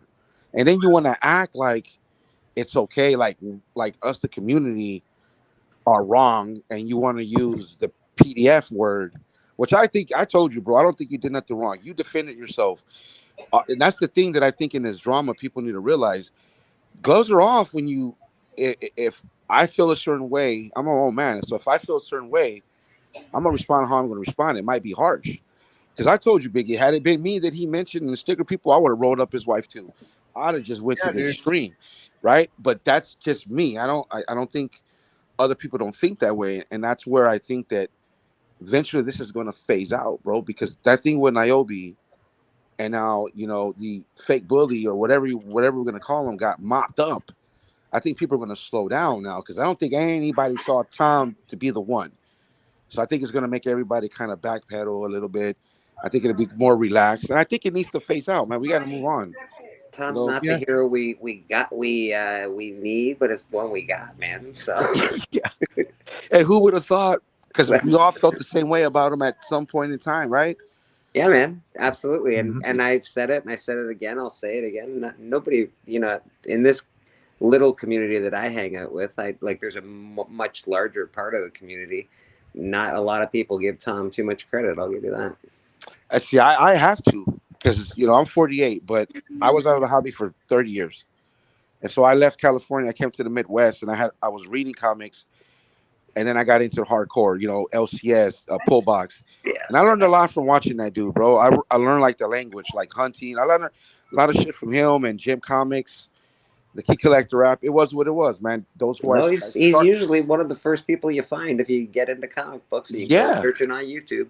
Right. Yeah, him or Bueller. It's either or. It's either him or Bueller. Bueller, I remember Bueller when he was making content. Well, you find Rob, you find Comic Story, Hold on, Tom. There's something actually, sadly, you find Journos in there as well. I like Journos. I like Journos. He's all right. I think Journos is just kind of misunderstood a little bit. But he's aggressive. So if you make a comment, he will engage in that comment. What did you think about Darth? What did you think about the post from Circumstances? Because I made a video whenever it was Robbie, the culture pop philosopher, was saying you're a shit stirrer, and fucking Circumstances goes, I got a rant coming in my heart, and I was like, oh, this is gonna be fucking cool. Like they're gonna fight on FOC, and it was they were just talking about StreamYard the whole time. Did you come? Did you watch it? No, I thought they were going to engage, but it never. I remember the Robbie. I don't watch him, but I used to back then when he did the quick breakdowns on. He did a top 10 of books he was reading, and I'd watch him back then. After that, I stopped. But I mean, I think he explained it right. He was like, it was just for. I don't mean this in a disrespectful way or bad way, but it was just for click, right? It wasn't. It was just they did their thing. They didn't even talk about it. I think that was the point. And I remember Thorough doing that, using that. Looking forward to it, Bueller. And was on for a while and didn't get to any type of drama towards the end. I think other people have done that just to say, oh, look, see, if we put drama in a thumbnail, people will come. Well, what do you think of that? I So wouldn't do that. What do you think of people trying to grow their channel but using clickbaity titles and the hand on the face? Oh my God, I've done it once just because it was hilarious. I wanted to trigger Biggie. Yeah. I can't "Oh help my myself. I God, always gotta fucked say up my something. Yeah. collection." Yeah, I don't.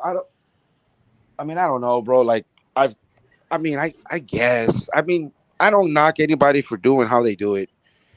It's something I wouldn't do, but I would not shy away from drama talking about it. But I don't think I put that type of clickbait. You know what I mean? But to each his own. But it is like, oh man, what is this about? Yeah, because I like drama, bro. I do, right? I'm Everybody like, oh, does. this is gonna be So, this is no. something, huh? Yeah, I just wanted to point out real quick. So here's the thing with my opinion on it was that so circumstances did it, and I think what he said was he got a message that said there's not a big difference between a shit stirrer and starter. The line doesn't vary very much, and he said they kind of absolved it before the stream, but fucking Robbie was dead set on defending himself, dude. From the way I saw it, like he came on the show. He was like, "Hey, I thought I came on here to talk shit with Marcus and all this shit." So, as much as like circumstances wasn't into it, fucking Robbie was, dude. I see. I don't aggressive Yeah, like but that. like you I, said earlier, like in the weeks on the stream, man, like, dude, Cliff overpowered everybody almost on this. Yeah, he was loud as shit. I pointed that out too. Like Cliff is a loud motherfucker sometimes, man. Like Cliff's loud, but yeah. Anyways, good for them. It's all fun and games, but I like circumstances. I love that Instagram. I ain't all about drama, but when I hear somebody they got a rant deep in their heart and shit, it's like that sounds like a wrestling promo to me. So I'm like, let's fucking go, dude. Like, he's got that gimmick part to him. I enjoy circumstances content. And yeah, good for Robbie for fucking being available. So well, I like his. I think he had the best Instagram post on Sticky getting slapped up. yeah, he does good ones, don't he? Yeah, dude. What he did when Comet Tom gives the thumbs up and then it puts the what song is it? Is it Snoop Dogg or Dre? Whatever it is. I thought it was hilarious, bro. I didn't see that coming. Look, I think the guy does make good content, but I like him when he's funny. I don't like him when he's trying to take shots at got people, right? But I do think the guy's funny, and I think he'll be all right, bro. I think he'll recover. I think what he did today was like lame. That was cringe. I would have just let it die out. You know what I mean? I take a week off. I just got my ass whooped. Let me go back. I don't want to see a rematch. I hope it's over, dude. No, dude. That's I a don't walk think you off, will bro. see a rematch. No. That was a one-sided affair, bro. No, I don't think. If we do, it's Tom feeling sorry for him, bro. And Exactly. that's all it's gonna be. It'll just be, look, bro, I rolled you up, my bad, and let's clean it up. I think the weirdest part of that damn thing was that when he thought that he left or whatever, and then his like Biggie already brought it up and Bleeker already brought it up, where his wife comes running through and goes, whoa, I forgot what, trying to sell his books or whatever. But the chat was egging him on to do it though too. He's like, "Sell your book, bro. Let's go." He was like, "All right, let's do this."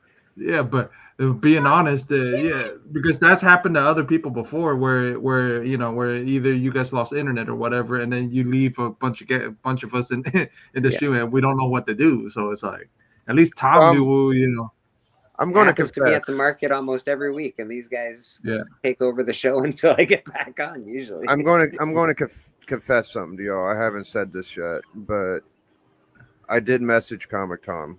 Oh, I thought and it said I thought about it, bro. But I go, lots of laughs. Let's wrap it up. And then I put like laughing faces and oh man.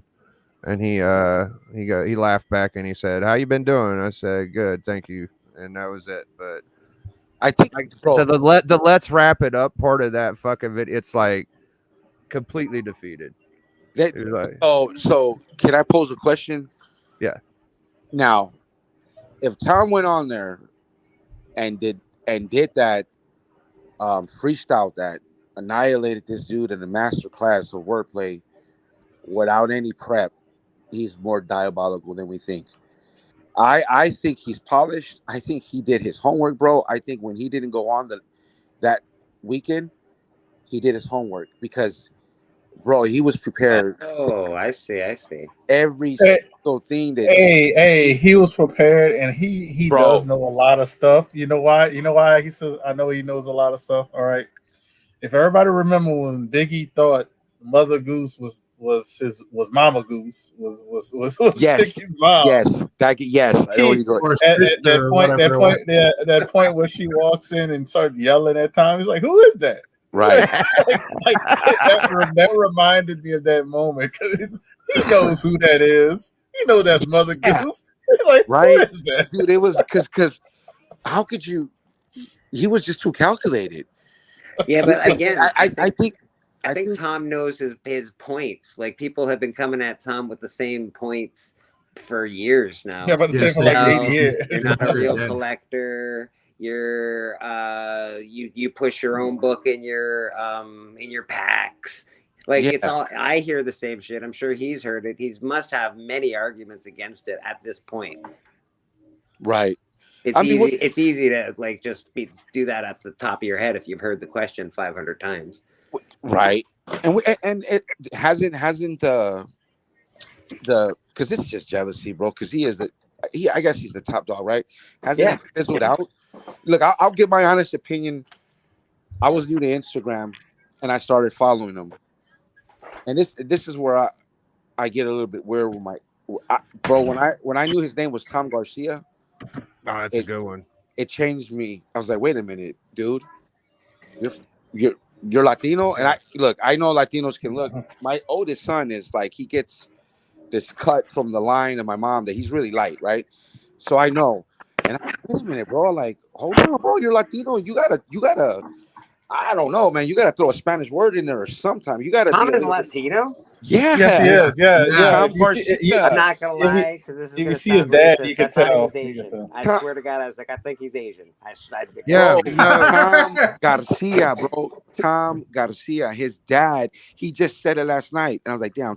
See, Tom, that's why back in the day, I almost stopped watching you because then his vocabulary and the homie and things that he used, it just would like, bro, I don't know if, but you're Latino, whatever, man. And that, Latinos, we do that to each other where, if, you know what it is. You know, I mean, if you can be too Well- Latino, you can be less Latino, whatever. But I was like, bro, you're one of the top dogs in the comic book community, bro.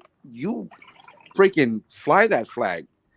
You know what I mean? It's interesting you brought that up because Comic Tom shouted out Just a Rican, and I think Comic Head 84, and it was way when I first started collecting, like years and years ago.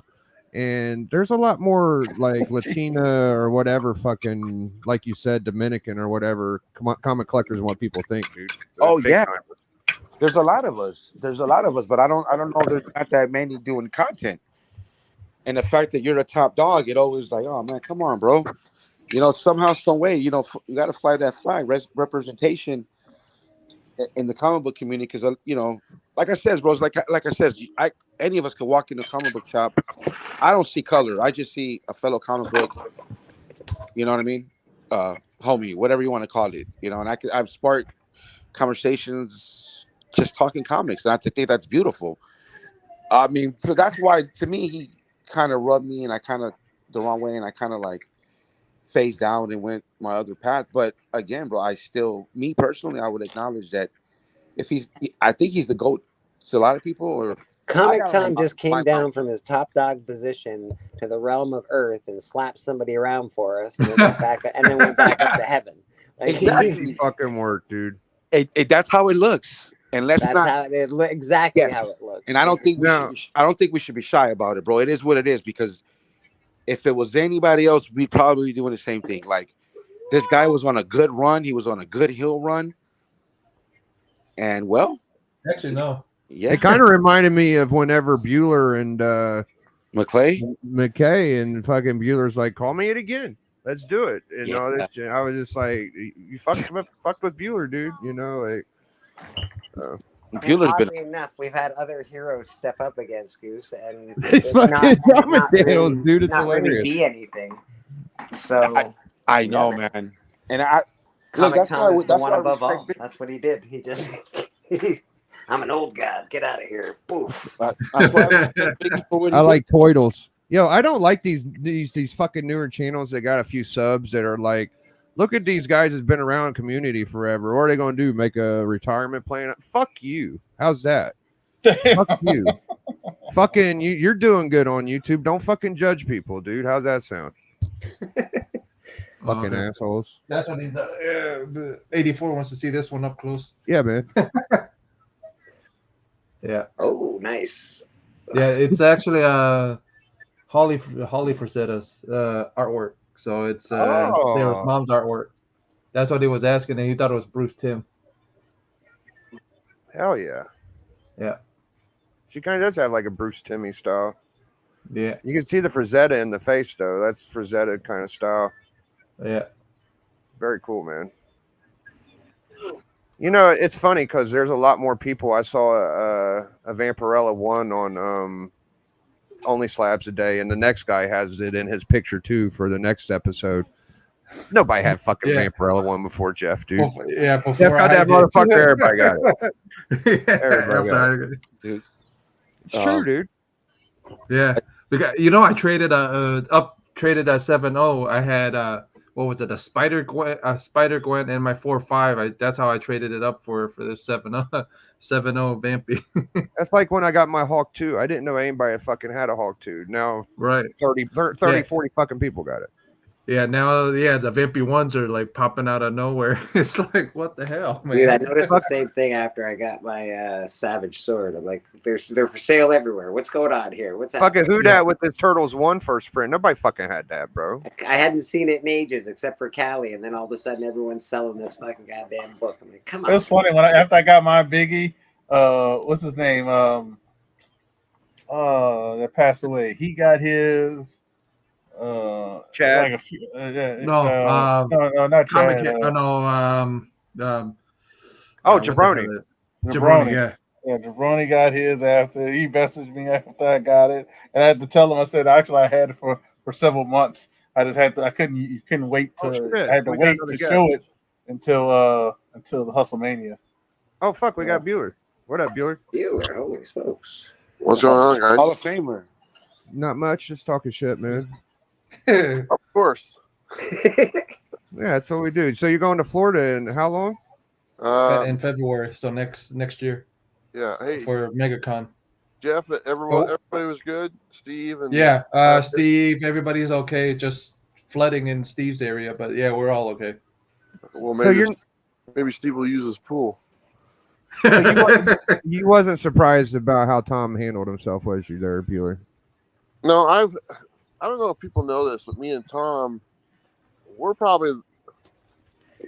we were like the first people to like befriend each other as far as YouTubers and stuff. Right. So me and Tom have been friends since before we had like 100 subscribers on both our channels. Wow. I didn't know that. Damn. Yeah, and I was like the first one to call him Comic Tom. Get And, the fuck. What? yeah, so him and I have been friends a long time. So he actually called me last night after the Sticky Goose. Oh, wow. After the incident, No, the ass whooping. Let's just say it, the ass whooping, because that's what. Yeah, and I've known Tom. Like I said, known him a long time. I've had a lot of conversations. Like Lisa said, these are not different questions that haven't been asked to him before. And I've heard his responses and stuff. And he knows what he's doing. He's very smart. He's wise beyond his years. yeah, that's what I was saying too. I'm like, he's heard all this stuff before. He's got these answers locked and loaded, ready to go. He was prepared. I think he did his homework. I almost felt that he was waiting for Sticky Icky to get aggressive so he could just roll him up. And I think Sticky was just he was like watching his hero. It was like, and he was stuck in between. No, I want to somehow expose Tom for I don't know what.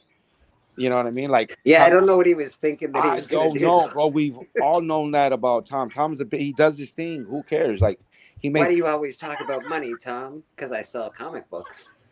right. We all do, bro. I've tried to. I Weird. failed over and over to try to support the hobby, have the hobby pay for itself. I can't do it. Right. So we all sell books and collect books. So Yeah, dude, that's part of the hobby. It just is. yeah. I like Not for the everybody. one There is are a like group of your people boy that never sell their said. books. He said Splash you Page can't comes be to a mind. collector and a seller. Yeah, It's like, Splash Page comes to mind. He doesn't. can't be a- He does not sell books, but there's not a lot of people that don't at least sell a couple books to get another book. It's just Yeah. I do it all the I time. mean, they got people who are those type of people, but I mean, they have people that do that with other things in their house, and some people call those holders. So Yeah. so it's just Don't look at my but- comic book room because that's exactly what it Yeah. looks like. It looks Did- like a comic book. Did you All know ours. that, yeah, Bleeker brought me in there. Look, I was like, man, what are all those boxes? hey, It's even ridiculous, bro. even Nick, Mr. Key Collector himself, popped out in the comic section. I don't know if it was Jim Mintz or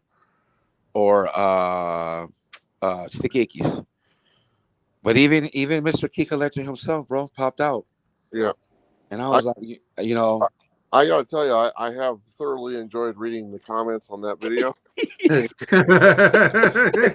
dude, bro, oh my god, it's like Bleeker said, bro. Like all day at work, I was like, I can't believe this guy is a hero now. He doesn't, and I think he knows, or he doesn't know, or maybe he doesn't know how we all feel.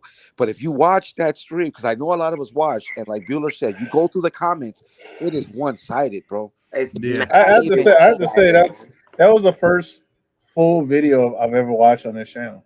Yes, yeah, That me was the too. first full one. And But at even first I was his video skipping through it. today- I was skipping through it, and I was like, I'm not gonna watch this. So I went to the halfway point, and I watched it, and I watched the whole thing. I was like, oh, now I got to go to the beginning.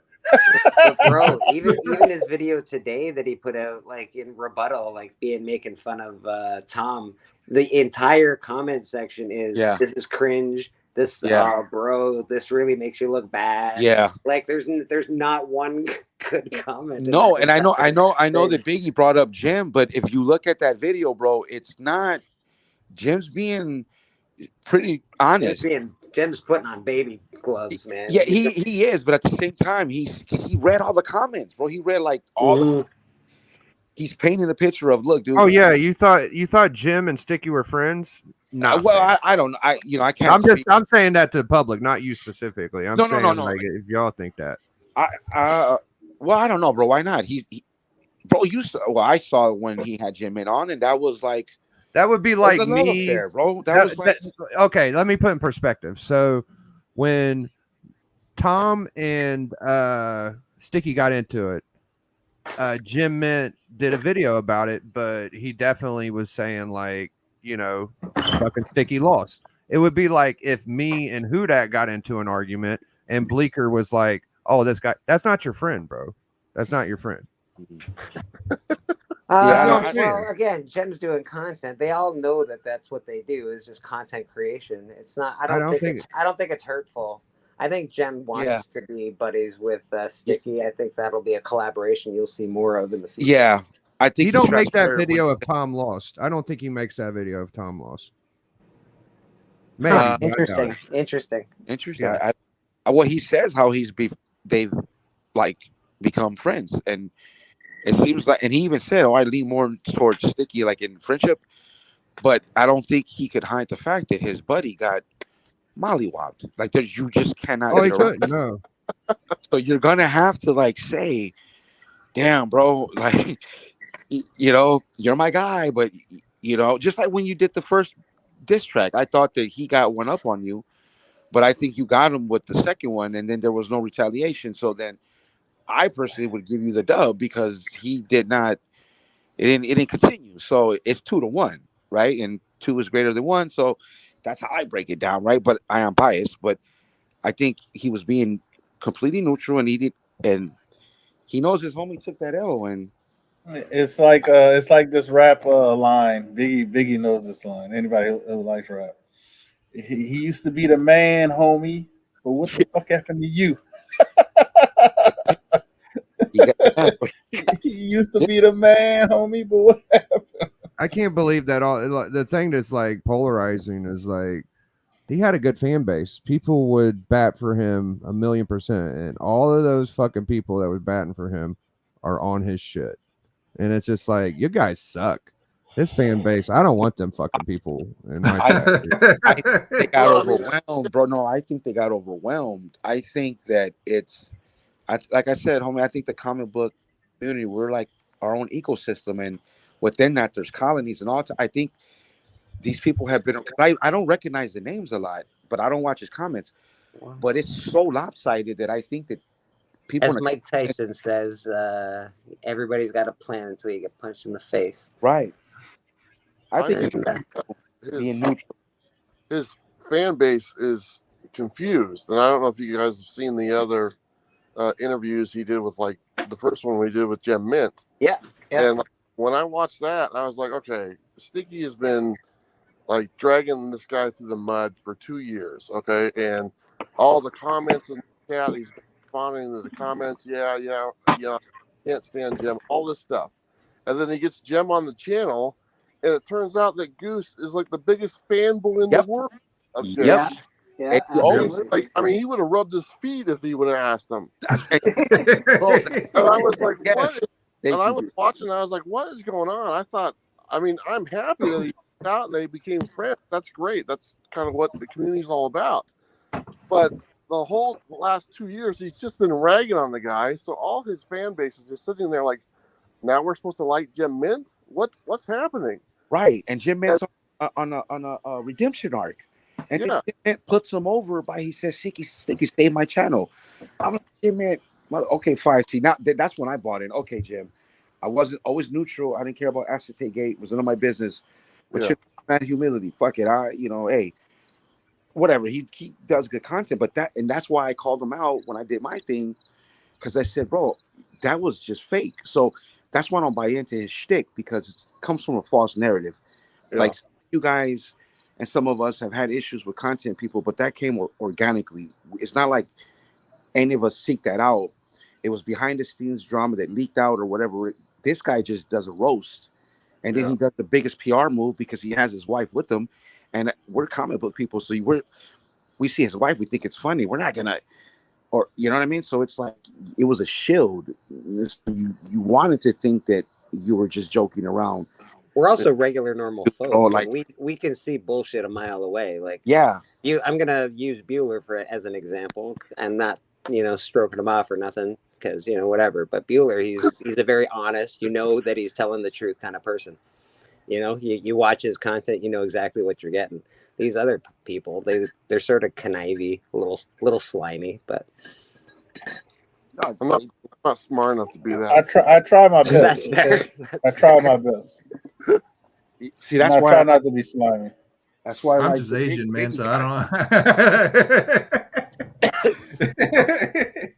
Well, I think that like the main thing whenever you are in society, like I've learned from being around my friends, like as long as you're respectful around people that could really hurt you or something, people are usually going to give you a chance. So whenever you see somebody pop up that's just super disrespectful and for no fucking reason, you think, oh, these guys have been sheltered and coddled their whole lives. They don't know what it's like to be around common people and shit. And some people come off that way, dude.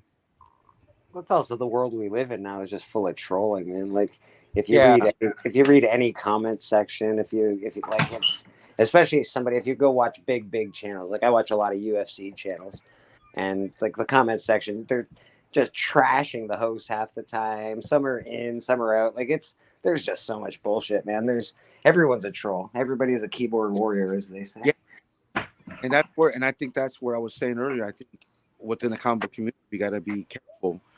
And I hope this ass whooping he took kind of like it dies down a bit, because it has gotten disrespectful with certain comic book community guys a little bit too much.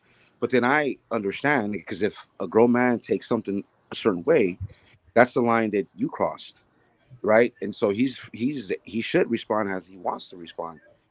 right? And that's how I see it. So like, to me, like that's why like this is you get this humbling experience, and hopefully he learns from it. And instead of doing what he did today, he should have just came out and talked to his whoever. All of us would have watched it, right? Let's see how you react. If he would have came out with that humbling, phrased it how he wanted to phrase it, then maybe it died down Oh, he quick. can't be a human being, Darth. He has to be the fucking bully, though. He made that apparent last night. He's like, I can't make normal fucking content. I got to be this bad dude. And I don't know. That ain't gonna fucking work. Like Tom gave him the best advice he could give him. Like, be a normal fucking person, dude. Yeah. People can see through bullshit, man. Bullshit only lasts for so long. Yeah, but even Tom called him out on it anyways. Number one He bands even that come out. I think that already Sticky brought is it a up. normal person. Like he has his personality, but I really think he's like not that bad as what people think. Now that I don't mind Goose, to be honest. I like some of his videos. I like his X-Men comic collection video and all that shit. He does some good content. That's why I called him the Drake of the comic book community, because I like you when you're funny and you're cool, but when you act tough and you want to blow your fucking perspective there, Darth. That's smart. Yeah, you said Drake. Yeah, he's a Drake of the comic book community, because look what he did, bro. He took shots at some You got Drake versus Soldier Boy. That's what happened. Soldier Boy, he was Tom. I wouldn't be talking about any of those guys if I were you folks. What, Soldier Boy? Soldier Boy not involved with it. Those guys are all in shit. Trust me. Not Soldier Boy. No, I think that's a little fucking racist. That since Puff Daddy's going down, all of the Hollywood rappers need to too. I think that's a little racist myself. I really do. I think there's fucking white people. Look at the Red Hot Chili Pepper lead singer. He's fucking like. Oh yeah, there's a ton, man. There's a ton. Oh, bro. I think there was big time executives going to those parties, bro. I think they resigned. A whole bunch of executives resigned. Politicians, executives, and dude. It's not. I think there was just all ethnicities, bro, just on another level that we don't even know about, that are like 1%ers, and we're getting. And those white parties were something else. Let me tell you, man. That's really nice. I heard you was out there. Appreciate you, bro. What is this? We got Hyper in the chat. Yo, Drew, you gotta hop on my fucking channel one day, dude. I see you on other people's channel. I'm a little jealous. The content you put in for the fan base you attract, if your channel is predicated on bashing other creators, you will get fair weather followers who will get drawn. Damn knowledge, bro. That is pretty fucking smart too, bro. Yeah. Thank you, JSS. I'm gonna drop a bonsai for you.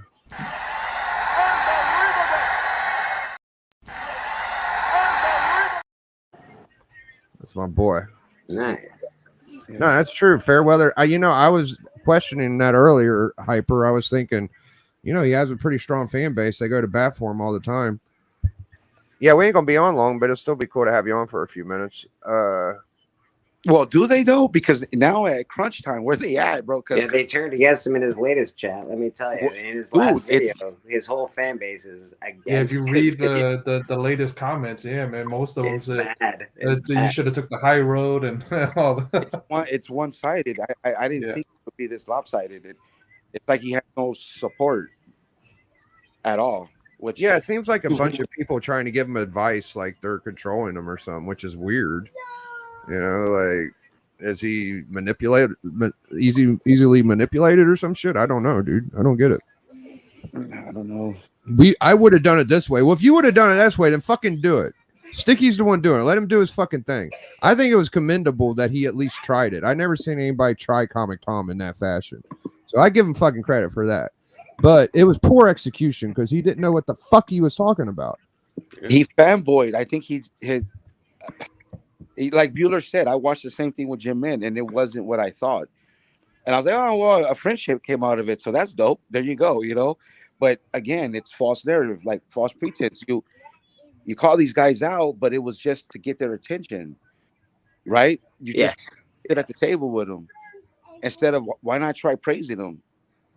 Like I agree with that. Just I to mind- sit at the table with them, that's a great statement. Yeah, He just wanted to sit at the same table. exactly. He wanted us to see him on that level, bro. Put in the work. You were already pretty decent.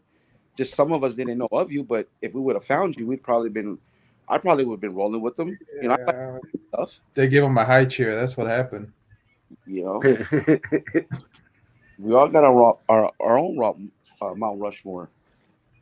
You ain't on it, Sticky. Yeah, I mean, but Tom is, bro. Like, Tom, you know, it is what it Well, is. he's definitely on the top of the chain as far as comic book content goes. Yeah, yes. It's the hot chick in high school mentality. Yeah, she'll rock with you until a bigger jog puts you in your place. Now she's looking to jump off the sinking ship. You know, people were kind of on me because I put her in my rap and shit, and I had people defend me and saying like she was shooting shots at everybody. You know, like Yeah. But put a didn't big he, girl didn't he pants on. didn't he put Melody in his rap? Oh, I can't hear a damn thing. I gotta fix it. Didn't he put Melody in his rap though, Biggie? Oh yeah, he did. Yeah. So my girl didn't just talk shit about anybody. By the way, like exactly.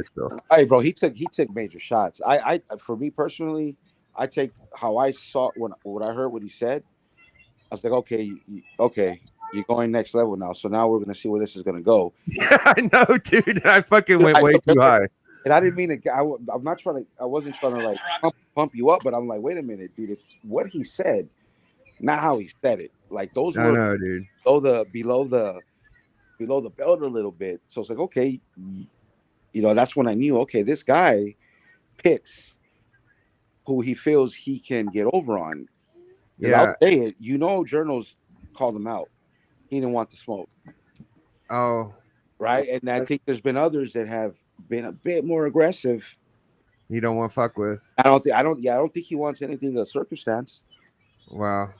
Right. If you look at, because I've been, like I said, bro, I've been waiting for him to fall. If you want to say I'm a hater, fine. But I do like his shit. I will say that. But I knew it was coming because tactically he did it all wrong. He, you know, and I think JSS has a point. It'll be interesting to watch his channel metrics over the next month. I wonder if this will affect his channel better or worse. I don't know. Who knows? He'll be all right. So my question for Drew, I'm glad you're here. What's up, man? Yeah, old Niobe, he like was always bragging about the fucking Comic Corps. That's all I heard from this motherfucker. Did you know this guy back in the day? Dude, Larry is one of the most unhinged individuals in the history of YouTube, dude. I'm just wondering, like, what the Larry's fuck? been cool and then not cool and then cool and then not cool and then cool and then not cool. That's like what I so found many out. times I can't even like wrap my head around it. Like I mean, Bueller can probably speak to this. Yes, You dealt with he Larry told me a couple things. at the He did. beginning of the Comic Corps thing, right? I confirm that Drew is correct. Yeah. So he's a character. And I have messages from him where he's like, "Oh, what's up, man? How you doing? Everything good?" And then like later, he's like, "Dealer's and all this stuff." I'm like, what the? Yeah, I think his deal, like everybody wrote him off pretty much, but Legend is like the most forgiving, sweetest man in the world sometimes. And he's like, "Oh, give him another chance, like 30 fucking times." And the dude's just like, he just comes out of pocket at the weirdest times about the weirdest stuff. And like just the fact that he apologized to Marcus was like the most shocking thing. Like that right there goes on my highlight of 2024 for sure. And I don't give a shit about Niobe Comic, and I don't really do too much on YouTube except for show up and talk shit every once in a while. So it's like that's not like a big part of my life. But man, Larry Higgins fucking throwing an apology out there. Jesus, I did not have that on my bingo card. Sounded pretty genuine too. I was pretty impressed. I think he had to because he knew what he said was really, really wrong. Yeah, but he's like Larry's a Comicsgate guy, so it's like, and I'm not saying that all Comicsgate people are like that, but if you're like that, you're probably a Comicsgate person. You know what I mean? Like if you have the need to troll, if you have the need to complain about, you know, those that are doing better than you, just to talk yourself up. Like, it's kind of like a negative space there where there's a lot of bitching and a lot of complaining about a lot of stuff. And that's kind of like becomes an echo chamber of negativity and toxicity. And then there's a lot of really great creators in that space, and there's a lot of really great art coming out of it. But like the nexus of what that is kind of a rebellion against the PC culture of the big two and the way that all kind of developed over the last, decade or so. So it's like, reasonable response or not to the way society is set out. May it be what it be, but there's a lot of negativity and toxicity over there. And in the receipts that, Marcus posted, the same things that he posted to him where he's like, I know people will take you out, like that kind of stuff that Marcus was like completely like, all right, whatever, unfazed by. And I think that's that, he didn't have to apologize. His base of people that he has known him for a long time. He's not going to lose those core people. And the people over at the, in the Comicsgate community aren't going to worry about him spouting a racial slur at somebody. That's not something that would deter them from continuing to hang out with him. I just think that like somebody said something to him, and I don't remember who it was. Somebody said there was a specific person, and it's like eventually somebody was going to tell Larry not to be an asshole, and he just decided he was going to listen one day. And like, he's on panel with us right now. It's fucking Darth, dude. Oh yeah. Well, I like the guy. I don't know. I mean, I think it was I don't know. I think it was a lot of us, or in his camp, his inner circle. I can't just say it was me, because I mean, I told him a little bit, and I get what you're saying, because he was coming out with some weird ass shit. Well, basically saying meet me outside. Right. You know what I mean? I'm like, bro, you're in Canada, dude. Like, I'm in America. Dude, all of us, that's what I mean. Yeah. So that's a big investment to fight in the street. We got to take an international flight. Jesus. Yeah. Oh, bro. And I'm like, no, dude, like, and he kept, and then he went and looked at all my stuff on Instagram and found some stuff that I thought I took off. And I'm like, this guy. Okay, well, come on. All right, well, let's go. And I just said, hey, man, what you said was wrong, yada, yada, yada. But he does have that woe is me, like, because when he was ranting on all that, he is just like, I started all of this, or I started this part of the comic community, and I'm an OG, and I this and that, and yada, yada, yada. I'm like, okay, bro, so you're mad that we forgot about you? And again, these guys want to get it. I don't think anybody forgot about him. I think he just burned a lot of bridges. Like, motherfuckers forgot about Dre. Motherfuckers. Yeah. No, Yeah. he was always around, and like everybody knew him, and now like a lot of people don't fuck with him. And it's because of your behavior. It's like you can't be mad that people don't fuck with you anymore. Like it just is what it is. It's the most socially acceptable way to hate somebody is to just not mess with them. How are you not just a chicken wing at this point in your life? All you eat is chicken wings, bro. Bro, I want some chicken wings so bad. I haven't had a carb since last Sunday. Every night, chicken wings. Chicken wings. Those chicken wings look good. But he was pretty good. Now that I started following him and I subscribed to his channel, I might as well. And he was breaking down the whole the ass whooping that happened last night. So I'll go maybe later on or tomorrow. I'll go see what he said. Why not? Well, gentlemen, I'm gonna sign out for the night. It's been a pleasure. Nice hanging out with y'all. Good to be on the stream, Bleeker. Got church in the morning, huh? Yes, Yep. sir.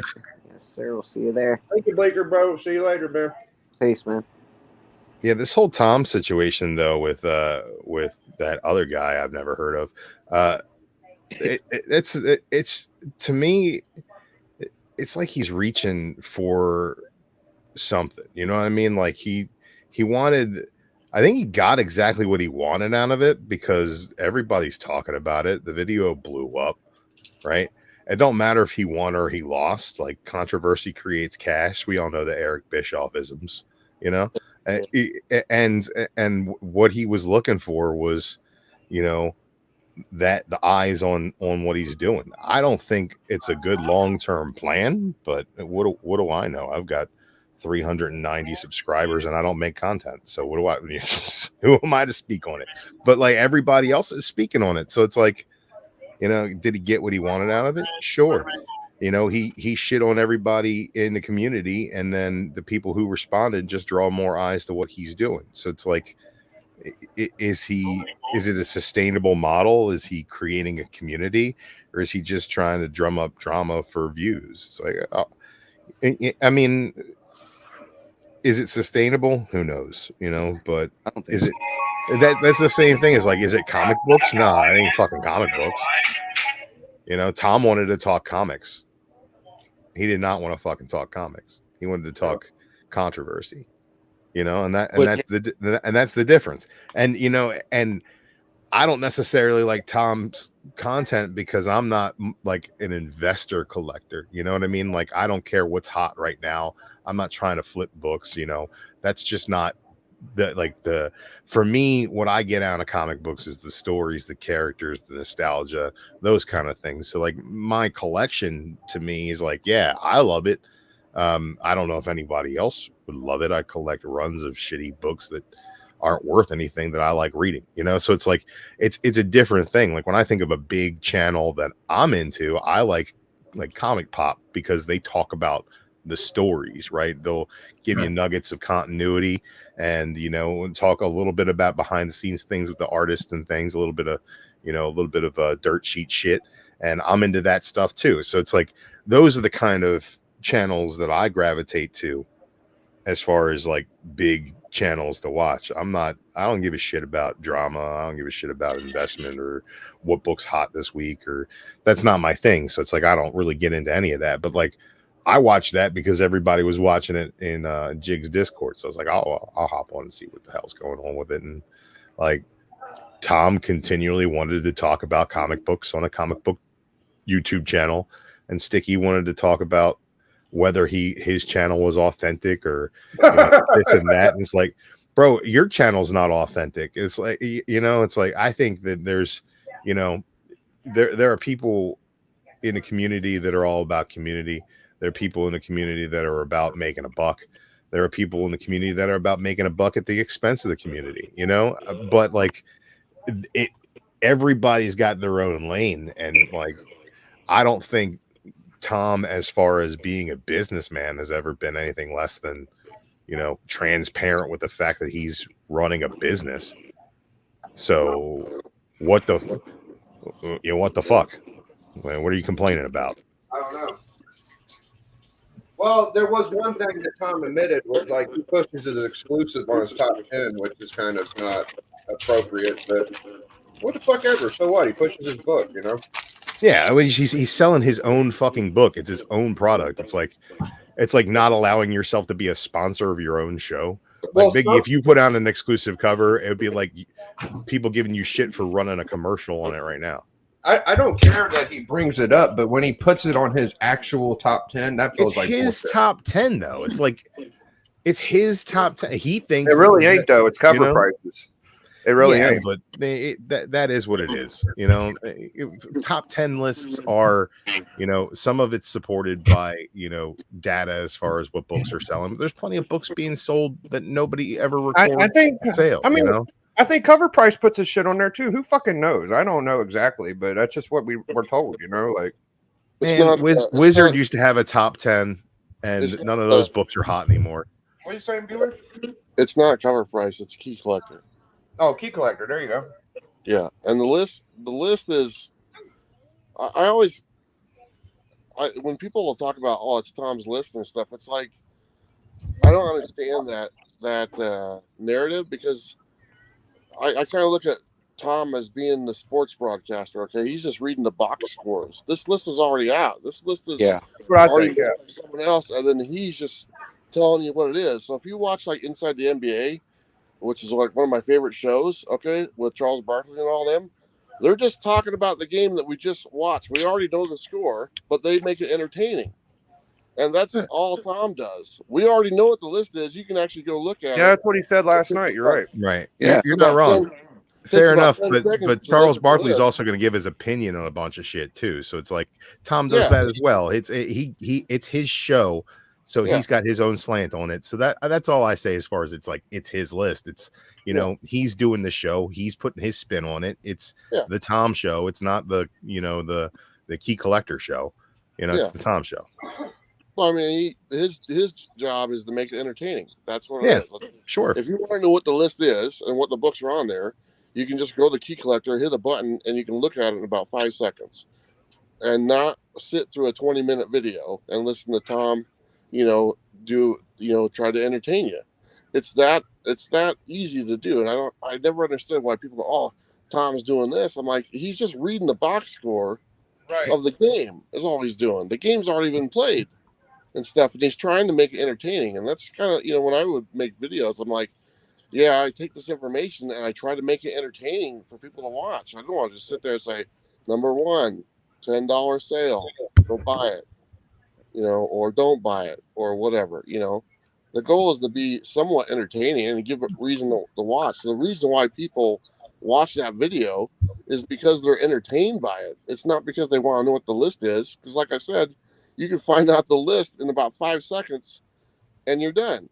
So, I mean, I don't know. It's weird that argument gets made over and over and over. And it's like, are you guys seeing something I'm not, and stuff? I don't know. That list comes out, I think, a day or two before on the Key Collector app.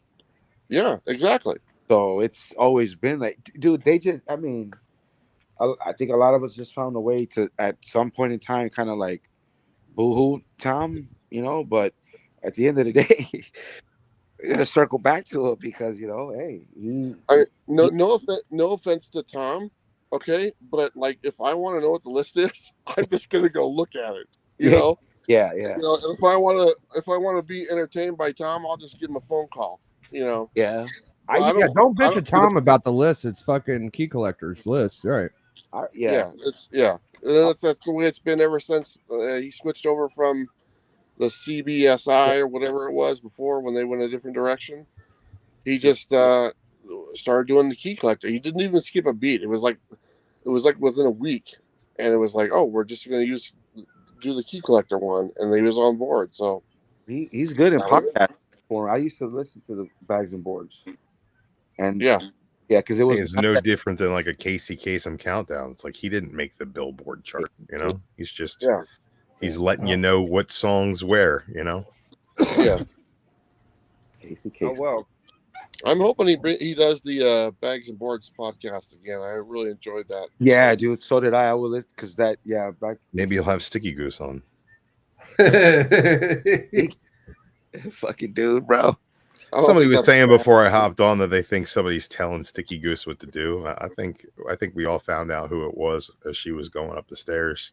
I think no, but like, man, what? Here's another thing. When he says "ride or die," when he says that, bro, and I hear it, I'm like, dude, it don't even sound right. It don't sound right. But not a racial thing. It just doesn't come off, off his tongue well. It's just like it makes me cringe. But I think his wife definitely supports him, and why not? As she should, right? I mean, hey, that's her dude, and go be the villain. Do it. It's a narrow fucking perspective whenever a guy is holding your chat together with 200 fucking people in there and just talking shit, and then as soon as they get back, it's look at this motherfucker selling his book. It's like calm the fuck down. Slimy. Wait. Slimy. You invited him on the show to accuse him of being a huckster, and then when he starts hawking his book, you're like, hey, this guy's a huckster, and he's like, yeah, no fucking shit, that's what you just said I was for an hour. It's like he even said it right. He knew what did you expect? Like, what did you expect him to do? Sit there with dead air? He started calling out the chat. He started being engaging. He didn't have anything to talk about, so he talked about the thing he had to talk about, the shit he had on sale. Boo fucking who? Your internet went out? Like, I'm sorry that happened, but like the guy was nice enough to not hijack your stream and be a dick. Like he was literally just filling dead air. Mm-hmm. And nothing against them. What is it, Bueller? Sorry. I watched the Jim on his video, and he goes, Tom could have played porno and stuff, and I just started laughing. Oh yeah, dude, When he that was said, because oh, Tom could have played porno on there, and there would be no more. Yeah, he could have done When a he lot wanted of to do something things like to get that, his I was channel laughing taken down. so bro. hard. Well, that was like lame of Sticky Icky. Like he was losing, and he brings up like when he says Tom says he has a short box, and he's like, "Do you collect titty books?" I'm like, dude, did you just really ask him? Is that how bad the ass whooping you're receiving that you asked him if he collects titty books? I thought that was really lame. I'm like, Scarpad's right, but like, here's the thing: is like, I'm not surprised that Tom came up because Tom was prepared. oh yeah, he had Tom he had a looked team. at his channel. Mhm. Tom saw what he was doing. Tom knew it was coming, Mhm. and as soon as it turned from him sucking him off at the Yeah. beginning and turned into, now let's ask you some tough questions, Tom was like, oh, okay, we're doing this. Like, it wasn't, he didn't falter, you know. It's like, and he was completely honest, and it's like, you know, you can say what you want about his business practices, but like, he's not lying about what he's doing, you know. It's like, it's not like he's trying to get one over on people.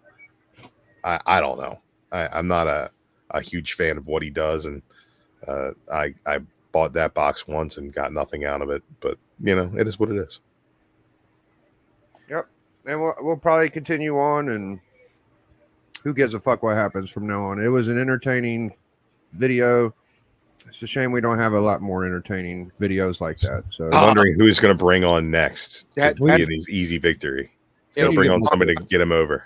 It'll be a long, I don't think he should do live shows anymore. no, he's not ready. Until he gets his internet sorted out, probably not. Yeah, The I Sparkle think he should probably stick to the edited video. well, he's only done 4 apparently. Like, that's another thing. he said. And his 3 interviews he's done have not gone well on either. And even the Swaggle House one, Yeah, no. you could totally tell that Swaggle House just outclassed them the whole time. I mean, it's just like, and he even said it did not go well. I think on his other live stream, so it didn't go the way I wanted it to go. And I've been on stage with Swaggle House at cons, and that guy's extremely smart, man. I had no reason for me to be sharing the stage with Swaggle House at the con and stuff. You know, as far as what we were talking about, he was light years ahead of what I knew and stuff like that. So having a guy like that on your channel, if you're not ready to go, you know, it's going to come across as cringy and stuff. And that one was as well. So I don't know. The edited videos, the video I liked that he did was one where he talked about he had a problem with alcohol.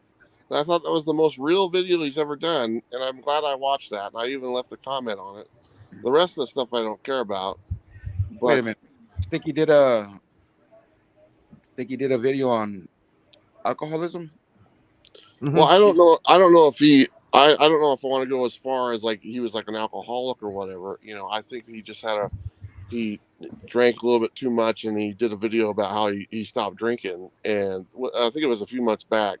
And I appreciated that video. I was like, he was pretty honest, and you know, that was like a real person right there instead of a goose guy or whatever it is, you know. So I was like, okay, I liked that video. You know, I was like, okay, that's cool. I left a comment. I said, it took, you know, I'm glad you shared that or whatever. I mean, compared to the other videos that I've pieced together and stuff, I'm like, you know, the guy's this, you know, I mean, he kind of bags on himself. You know, he calls himself names, and I'm not going to disagree with what he calls himself. So, you know, but you know, who am I to correct him or whatever? But that one video when he talked about he stopped drinking, I was like, oh, that's a great video. That's an honest video and a real person right there. And Yeah.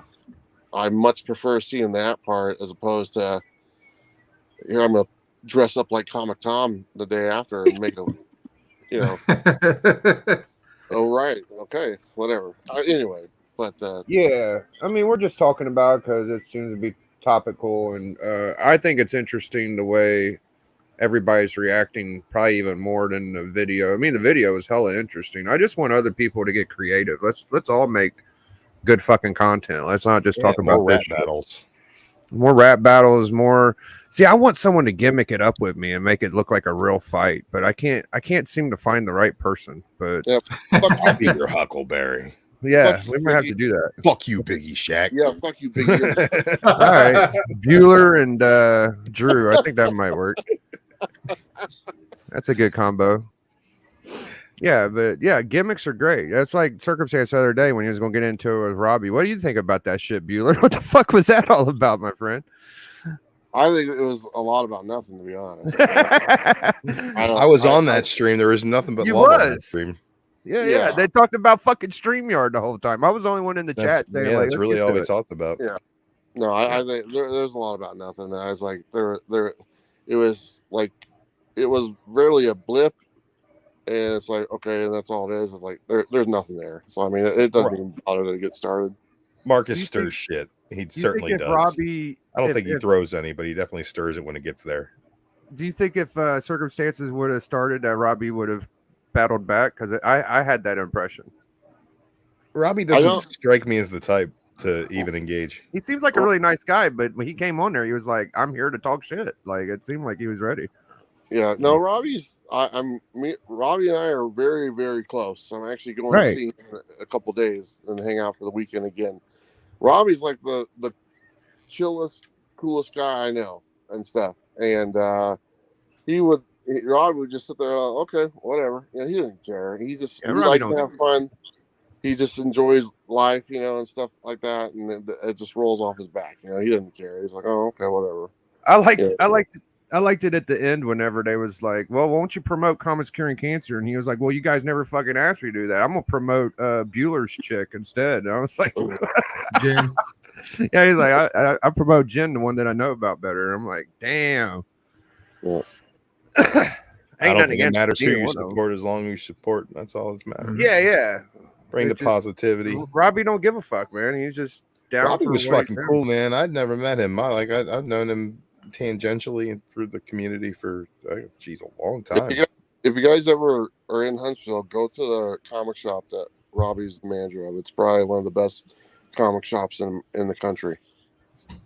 Or if Gotta you go to guys are Huntsville? coming down in February for MegaCon, Yeah. he'll probably be there. Long way. Yeah, it's called the Deep. It's in Huntsville, Alabama. It's honestly, I've been to a lot of shops, and it's probably in the top 10 shops in the country and stuff. And he's been the manager there for, I don't know, like 15 years, something like that. It's amazing. It's the only comic shop I've ever been to that has shopping carts at the door. That's how big it is.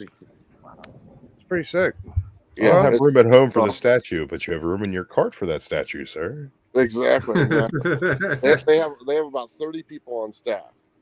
Is he still doing the comic books, the reviews? He did them like within like 15, 20 minutes, I think. Yeah, he's been doing the weekly comic book review video for like the last 8 years. I don't think he's missed a week. Oh, dude, I'm gonna have to go check So it's that. like every Tuesday night or early Wednesday morning, depending on what he's doing. And you know, honestly, he's probably the best at it. I mean, because he can review a book without spoiling it, and I think that's a real talent. You know, Yeah. 'Cause Yeah. a lot of people do reviews, and they're more like synopsis of the book. You know, they just kind of tell you everything about the book. He can review a book without spoiling anything in the book. It's like, oh, okay, cool. Yeah. And he's been doing it for a very long time, and he's very, you know, That's a task. Oh, dude, Yeah. and that's it. Like back when I was watching him a few years ago, like I think it was the top 10, and it was within 20 minutes. The videos. Yeah. And a lot of the stuff I was reading, that's how I found them. I was like, oh man, this guy just breaks it all down. I'm like, all right. Yeah. See, I used to try to do reviews, and then I would be like, well, I'm spoiling it. And then I'd Yeah. try to write a spoiler-free review. And I was like, Yeah. well, that was 30 seconds of no fucking information whatsoever. Like, Yeah. that's a tough thing to do, man, for sure.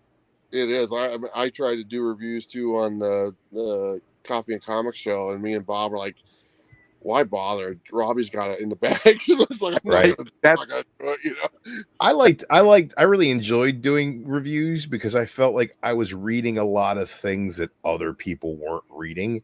And it was Yeah. my way of trying to get like people in the community to be like, hey man, why don't you pick up this book that's really fucking awesome? So I have somebody else to talk to about it. Yeah. Yeah, I missed the stash it or trash it with you. And Blasted or Pokey. stashed it. Yeah. Dude, You we guys, used to read so many books. your guys' pool was fucking very admirable. It'd be like, oh, these guys got all the books. I It kinda is want not to. admirable to spend all of your extra money When and I some first of your started money that's collecting, not that's what we extra did, on variants and shit, man. Like I used to buy my pull list used to be so I thick. know, dude. I can't. I don't That have was time when to books were a little read. bit funner, though. I think like 6 years ago. You know what? I'm logging a lot in my CLZ right now, and I'm finding series, and I'm like, oh man, I gotta reread this. Oh man, I gotta reread this. It's things that you would like. Like I was just picking up like basically everything Marvel at a certain point. Like I was like, it was less about what I was reading and more about like what I was choosing not to read. Like it was a shorter list of what I was choosing not to read. And it's like when Rebirth started, I was like all in on DC. I was like, Rebirth, love that shit. I thought it was great.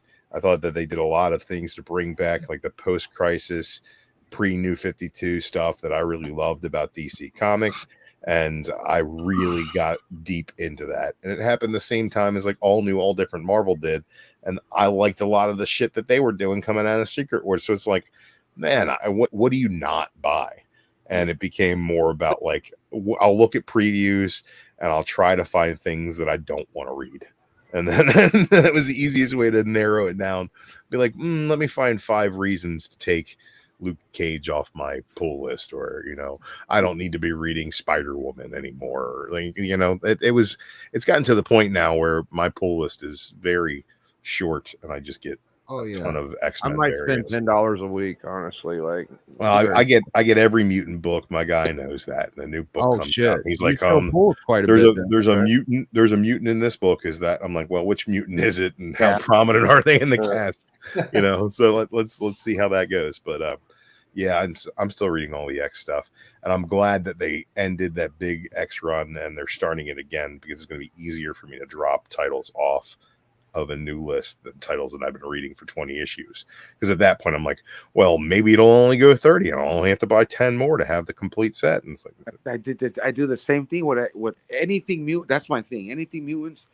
So I had everything Krakoa and everything. Now I'm behind on reading, but that's really all I pull. Some indie books and everything mutant, everything mutant.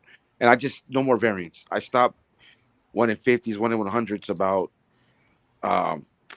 early last year or late last year, because I was just like, I was obsessed, man. I was always in the red. I've known the guy that owns the LCS that I have my pull list through since middle school, and he's a good dude, and he knows now what kind of variants I like. So it's like, if he'll give me the 1 in 25, 1 in 10 for cover price, or just like $6 or whatever, he'll throw it in. If it's something that he thinks is going to pop, he'll set it aside for me, because he knows that I'll buy it at whatever price, he can get for it. I'll pick it up. But he normally does a good job of, curating the stuff that he gives me and not going overboard with every action figure variant or whatever Marvel seems to they're going to put out. Like I was just logging my Venom books from that Donny Cates run.